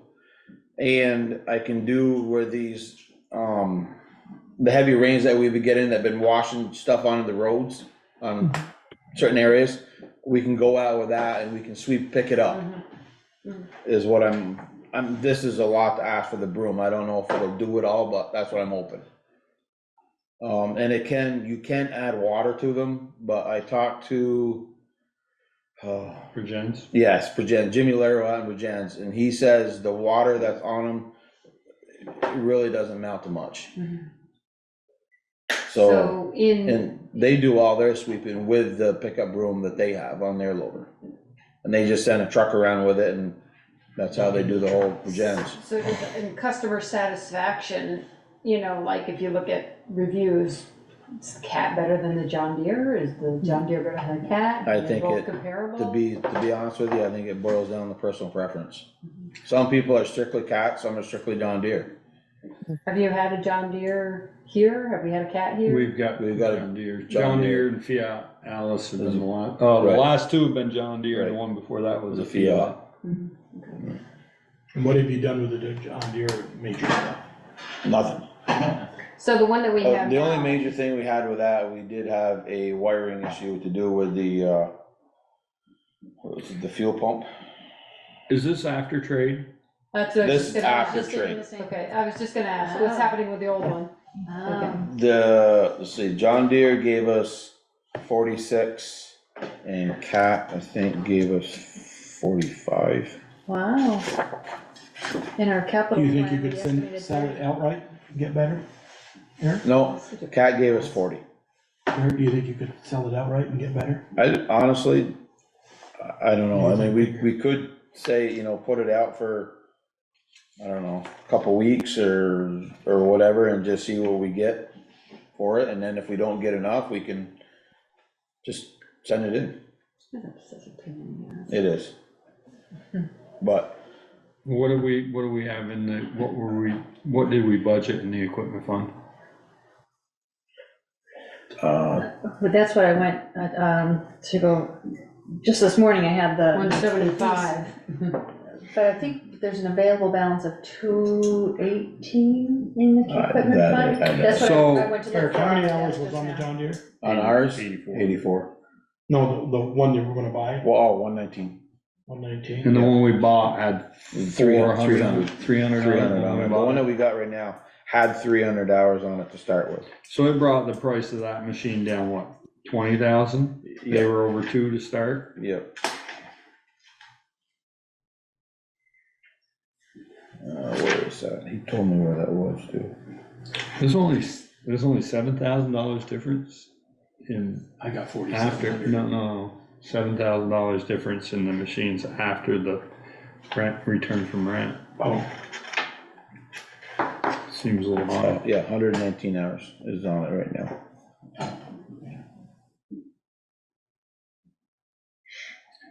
So I guess, if we budgeted 175, we definitely can get the loader with the forks and the bucket. Well, it looks like budgeted for John Deere loader and the 2013 Kubota. I'm not quite sure what that means. We estimated 175,000 for the loader and 80,000 for the Kubota. Okay. yeah, I think. I just wonder, I guess the broom is a capital purchase. You save $5,000 a year, it's gotta last 5 years in order to pay for itself. Well, no, not necessarily, well, in the matter of speaking, yeah. You could also look at it too as it would take only 5 times to recoup its cost. So say we went around and did it twice a year with the truck. Yeah, but you don't. But we don't. But I used to, I used to with Si. What do you budget for street sweeping? I don't, it comes out of my contracted line. It is what it is, unless I don't sweep, I don't. So last year, or this year, was, well, before July, it was, 50. And we didn't get. 200. Right, and we didn't get it swept like July 1st or 2nd. No, it does, I don't have them come back again, because And that's the money that I'm spending now. $1,000 or better, probably. Yeah, oh, I would assume so, just to do Main Street, yeah, you figure trucking coming all the way down from where they are. So, I contribute this as buying the loader, same as like buying the dump truck, I've always like to see us go back to Max, and I think the resale's better on them, I think the resale's better on a Cat than it is John Deere. But we may not be able to get one. yeah, Not that's 2 the, weeks, but that's the other thing, Cat doesn't know when they can get one in the air, right now. if you can't have one by October 1st, then you're not buying it. I would say to him, Killington's waiting for their Cat to come in, it's been ordered for a year. oh, you didn't, I was thinking when, okay, maybe October 1st or November, no, later in November. And I did not ask any of them, other than Doosan told me that they have a 250 Doosan that's on the line right now, that he needs to have an answer within a week to be able to put that on for us. Because they sold the other one? Yep. They only got the 220 in the yard right now. You're on 250. Yeah, which is the same size as the 544 and the L70 and the 926. What was the Doosan that much? Doosan, that was 162.5 for the loader, 34,175 for the broom, and then 11,300 for a 5-year, 5,000-hour warranty. Yikes. So it brings it to, without a broom. brings So it they're to like, what, the other- 207, almost $208,000 for a Doosan. And Volvo was, with everything, the broom, the all that, their bottom price was 208, 279. You said the broom through Cat was what, 19? 19.9. 22. 19.9. 19.9, yeah. No, Yeah. 22.5. Through John Deere, That's for John 22.5. Deere. 19.9 for the Cat. See, we were listening to you. We all wrote I it don't, down. I don't listen to myself, so that's why I said. 20 and 22. $4,700 difference, that's what I come up with. $2,500 Between difference in two. broom. I'm just, Wait, we have is to the wait. price, is the price of the broom gonna change? Is the price of the broom part of the package? No, Or is it that's an gonna option. change? That's an option, yeah. So it's not, So- it's really part of the, I told everybody to option it, in case we decided not to buy it. The John Deere 166 is just the quick disconnect loader, the hydraulics on the front, and the forks. Yeah. Yep. And the Bucket. 173. He Well, said no. bucket, no. he Bucket said and fork And forks. forks. Bucket, Bucket, forks, forks, and, quick and connect. the 7-year, 5,000 warranty Yeah, for 166. for 166. And the Cat is 173.3. Yep, and that's With the included a forks. 7-year, 3,500-hour warranty. I'd be curious as to whether the Cat's broom would fit on that machine. Unless their quick hitch is different. That's what I'm going, that would be my only option, thing would be the quick hitch. is No, different I on it. mean, you ask, you tell them you Yeah. got a John Deere and that's what you want. And the other thing is, too, not that it's a killing factor, but the spare tire that we have for the loader now will fit the new John Deere loader. So we don't have to buy a spare tire for the new, well, whichever loader, other than, cause I did John Deere will ask. fit the John Deere. Right, I asked him, and he said, and I showed him a picture of it, he looked at it and talked to the parts guy, and said that tire will fit the new loader. Am I remembering correctly that you said that the tires are like $4,000 Yeah. a piece? Yeah. Yeah. So So you'll end up buying, it's not Those are including the cheap rim. ones. so you'll end up buying a tire and rim for this, if we go with cat. If we go with cat, yeah, cause you're gonna That's want a fine. spare wheel in case something happens in the winter. Figures, yeah, no, they won't fit. Mine is, Yeah. kind of lopsided. I make a motion, we buy the John Deere. I'm half inclined to hold off on the broom, but I don't know. That's fine. I What's don't the big deal know. if we hold off on the broom now and buy it Well, later? price increase. Can we buy the broom separately? Yeah. Yeah. No, not Later from the dealer who sells the brooms. When the manufacturer sells the brooms, like, Oh, No, like a they don't- Viking or something. They No? won't let you do that. Well, not only that, because if you buy it from a direct source, you're not gonna have the quick connect on the broom. If you buy it from a direct source, unless you specify, I'm assuming. Yeah. You'd have to buy the hitch. You'd have to I buy just the didn't know hitch if and it all was that, cause we thought about, well, another dealers that theory sell- that Peter had, or Pete had, was seeing about buying another quick hitch and see if we could weld it or put it onto the pusher. Oh, so you just couple. So on you to just couple onto it and you go down, you don't have to Chain it strap, chain it into the bucket or anything, you just unhook, hook back on, down you go. It's an idea, yeah. So, it was a thought. So, We have a motion. Do we have a second? That's without the broom. Without the broom. Is there any additional cost, I think you said potential cost increase, but any other additional expenses if the broom is purchased later, like delivery charge, or you guys have to go down and pick it up, and so there's time and travel and that kind of thing? Burlington. I would, yeah, I don't Is know. this coming from Burlington or United Ag down here? Just, Not sure. Burlington. I mean, I would assume they would deliver it, It's not ag. cause they're it's gonna have to, Forestry and. Oh, well, not necessarily, cause it's all gonna be plumbed, all we gotta do is plug and play, so it should work. Yeah, the plumbing will all be The there. plumbing will already be on the machine. The machine does have the valve for it.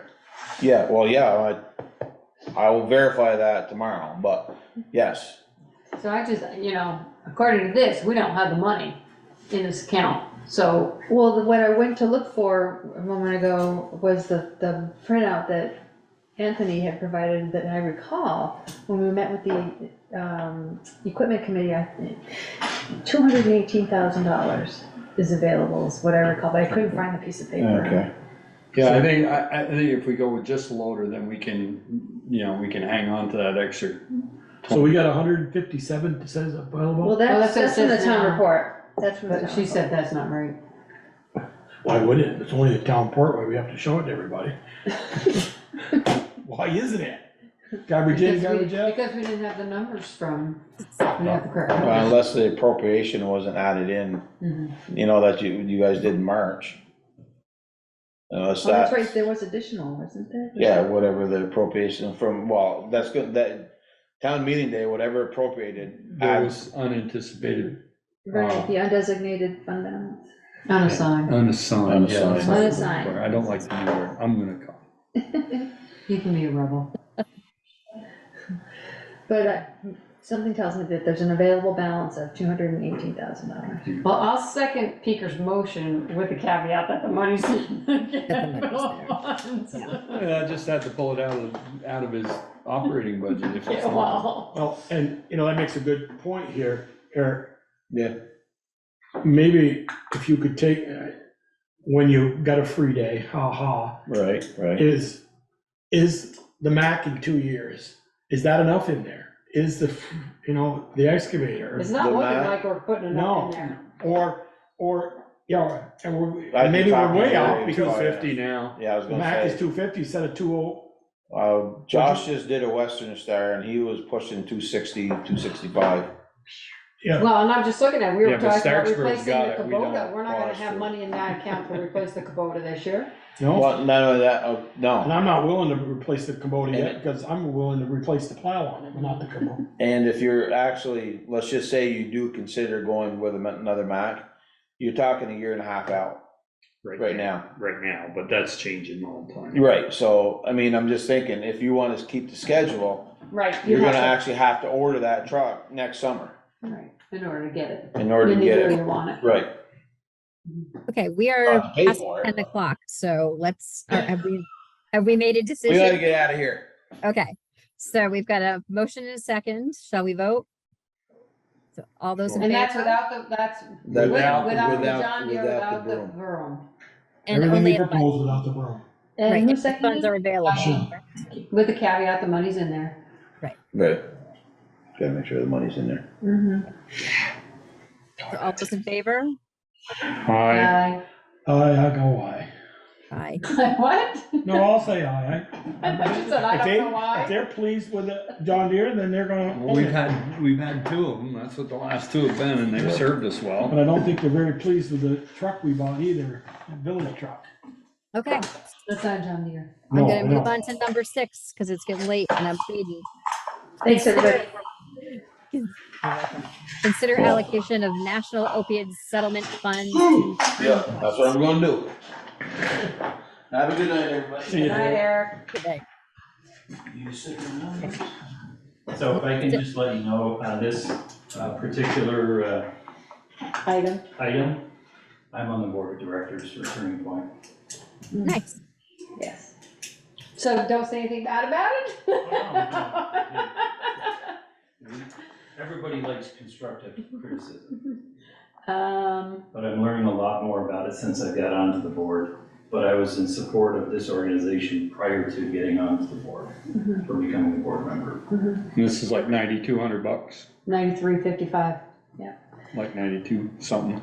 And earlier today, I emailed out to the select board members a memo that we received from the teen center, the hub, requesting $2,000 of this allocation. So this isn't the final amount. We're gonna get more No, funds. no. I guess I would propose splitting this evenly between the hub and Turning Point.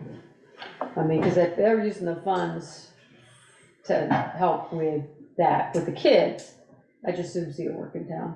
What's the, She wrote a letter here that said. yeah, I what didn't, you- They were first tier one, And you got somebody and comes they do in, training, yeah, somebody comes Thursday in afternoons, and 2 works hours. with the kids and Preventative. tries to keep them. Which I didn't know, I was really pleased to. I think learn I that. did know that major. Some of the members at Turning Point do that training. Right, that's what I'm saying, they do that training. We were with- the first agency to get a iPad. Mhm. So any time of the day, to include in the middle of the night, if somebody wants to speak to someone, they can actually FaceTime you so they can see who they're talking to. When do we know when the next amount that'll come in? I do not know offhand, but I think they've been coming in, I don't know, every 3 months or so. And how much A did little we, bit here, a little bit there. how much did we give them in ARPA funds, or did we? 55, 55. 565. 565, yep. And Ian had recommended that these requests be considered separately. Separately from what? That each other. Turning Point's ARPA allocation not be affected by the opioid. Opioid, yeah. And vice right, versa. Yeah. One of the things Turning Point will be doing when we finally schedule it is they'll help train us, police officers, in some of our response and what to look for and questions to ask. That's good.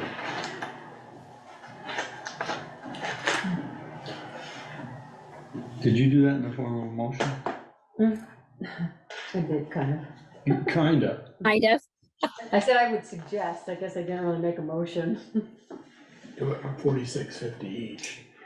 Or you could do 5,000 to 1, 43.55. I mean, I just, if they're, if they're using it for that kind of stuff, I mean, we're getting more ARPA funds, which will probably go to Turning Point, so that's the only reason I said. You mean Opioid. opioid, sorry, opioid.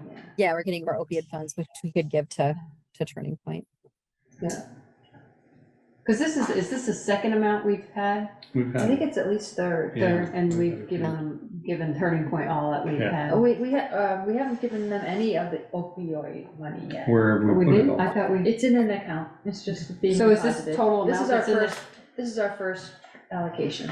but this is the total amount that's in that count that we have Right received now. so far, okay. Right now. I mean, I guess I'm gonna throw this out there, you guys. What if we'd gotten a letter like we got one from the teen center? And I support that. We got one from Mountain Community Health that says we're federally funded, and we'd like some of your opiate fund to deal with opiate people who walk in the office. Where would we go with it? They get federal funds. Well, They get other Turning federal Point did funds. too. Yeah. Look in the paper, they got millions of dollars here just recently. I'm just throwing that out there. But knowing that we're gonna Turning have, Point and the teen center ain't the only people who are dealing with opium crisis, when people walk in the door and watch. No, but they're both dealing with it on the ground level here in Bristol. right, So Bruce, you mentioned that the certified recovery coach is through the Turning Point? Yes. Yes. And how does the Turning Point pay them now? Do you know? Just out of the regular fund? I was gonna say they're employees. under- So, I think Taylor's proposal is that these funds would be used to fund that person directly through. Oh, I thought she said it would help fund supplies to allow them to continue to work with arts, Yeah. Yeah, I crafts, thought and so, whatever. too. Yeah, okay. yeah, that's how I read That's it. what I read. Okay. That's So, you mentioned $1 million, that is just to update, the building. That's what that. Right, is yeah. used for. The money that they got, yeah. It's not used, that's not going to be used for the The day-to-day programming. operations Right. or the recovery coaches or anything like that. Right, and the 55 that we gave them was for their programming. Right, that's Right, supposed to yeah. help support the programming, Right. continue to increase it. Yeah, her sentence is, this money would go towards funding the activities Right. the certified recovery coach participates in with the teens and give them more freedom to create other programming offerings. Through the hub, Mhm. yeah, not through Turning Point itself, Correct. so, Correct. yeah. So I guess I'll make a motion to split it between the two, this batch anyway. Right. I'd like to ask a question of Bruce. Bruce, you said at some point you're going to be taking some training with Turning Point Center. Is there a fee for that training? Would it be wise for us to earmark some of this funding for any training that you might have to pay for? No, I've had discussions with them and they will make time in their schedule and hours when we can get to it. And they would come over and spend some time with us. Okay. So we have a motion from Michelle. Second. All right. So all those in favor? Aye. Aye. Great. All on board. Thank you. That'll be a nice surprise for the rec department when they come in tomorrow. Yes, indeed. Okay, let's see, where are we? Number 7. Review and approve, pardon? Both sets of minutes have been distributed. Yep. So approve the June 26th and July 24, 2023 meeting minutes. Make a motion to approve the June 26th and July 24th after clarification on my question on the 24th about the memorial sign. Right. I thought she didn't think, I thought she said it wasn't fixed yet. And I just have one correction on 26, page 3. Motion down at where it says motion, Joel made a motion to allow the use of the former dog pound building or storage use as proposed by Skip. I think it's 4, it's supposed to say 4. Yeah. And Darla also made a point that at the July 24th meeting, she should be listed as not present. No, I need to look at that. There goes your $25, Darla. I was Jeez. sleeping. I was sick as a dog. I never could have made it through a meeting. There's the warrant, so I was gonna read it. Right, so moving on to number 8. So Otherwise- was it seconded? Was Oh, I'm Michelle- sorry. Oh, Sorry, second. sorry. Yeah, I think Joe, I thought Joe Second, did it. Second, sorry. all those in My favor? correction. Aye. Aye. There we go. Sorry, guys. Told you I was tired. Thank you. Authorize accounts payable warrant and any liquor or tobacco license. The accounts payable is 113,383.67.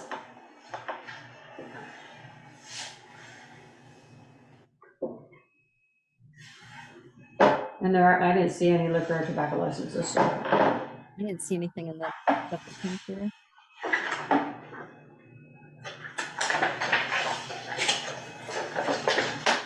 All those in favor? To what? Oh, sorry. I'm sorry. I'm sorry. I think so, you have to too. I'm fading You're fast. authorizing it, but the authorization or signature. You signed them. Everybody's signing it but me. I'll be down tomorrow. We're Okay, keeping you up. a little bit. Let's see, what do we have? Select Board Roundtable. I just want to thank the police officer Francis, who returned our checkbook after somebody removed it from our car the other day. Walked up to the house and knocked on the door the other night. We really appreciated him. We appreciated the personal service. So that's all I have this evening. Michelle? No, I'm good. Good. Peeker? I'm good. Joel? I got a couple of 3 things. Is the, we gonna continue the, I thought we moved it to September 25th, a Monday night, or something meeting for the bicycle pedestrian for Pine We Street. did. So that's It's gonna be September. the 2nd September meeting? Okay, No, I'm not telling, I know. are we doing that? it's not currently on my radar. No, that's what we said when he was here last. We moved to Okay. September 25th because they didn't want to do it when I was gone. Well, I appreciate I didn't want to be here.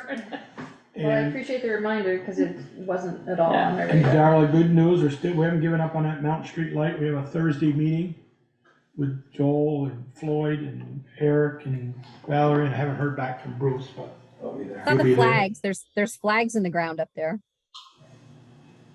Somebody gonna dig.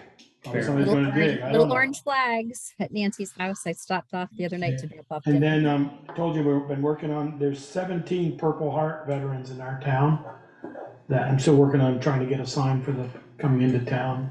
Well, I'll tell you, you said that, and I think it's a great idea, and when I went to fire convention in Newport, they had, coming in, they had the Purple Heart sign, and then in the center of town, they had the kiosk, and they had the Purple Heart on that, and I All don't the know if people it who was, were, did I have listed all the names? I don't know. I Reggie, just- Reg has done he did all the work and looked them all up, and there's 17 of them, there's still a few that are still alive here in town.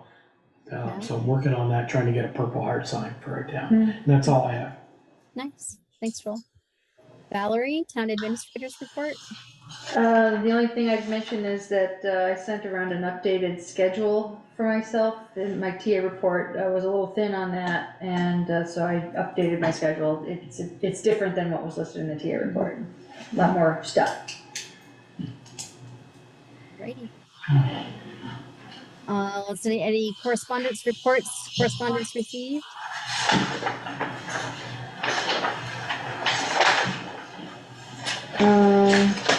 In the online was VTUM's recommendations for the sewer system maintenance. There's a water allocation letter for Pleasant Street, and I like the opportunities to share the newsletter that the rec department puts together.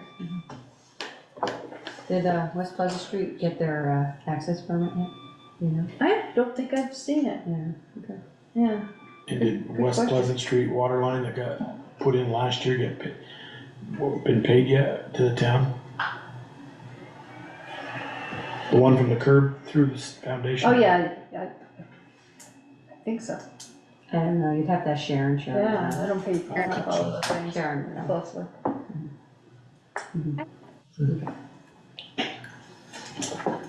I believe we have an executive session. Oh, you do. Remind me what it is. updates on three or four things. Okay. I make a motion, we enter executive session to discuss potential contract negotiations, real estate negotiations, and personnel matters for 1 VSA section 313A. Second. Thank you, Michelle.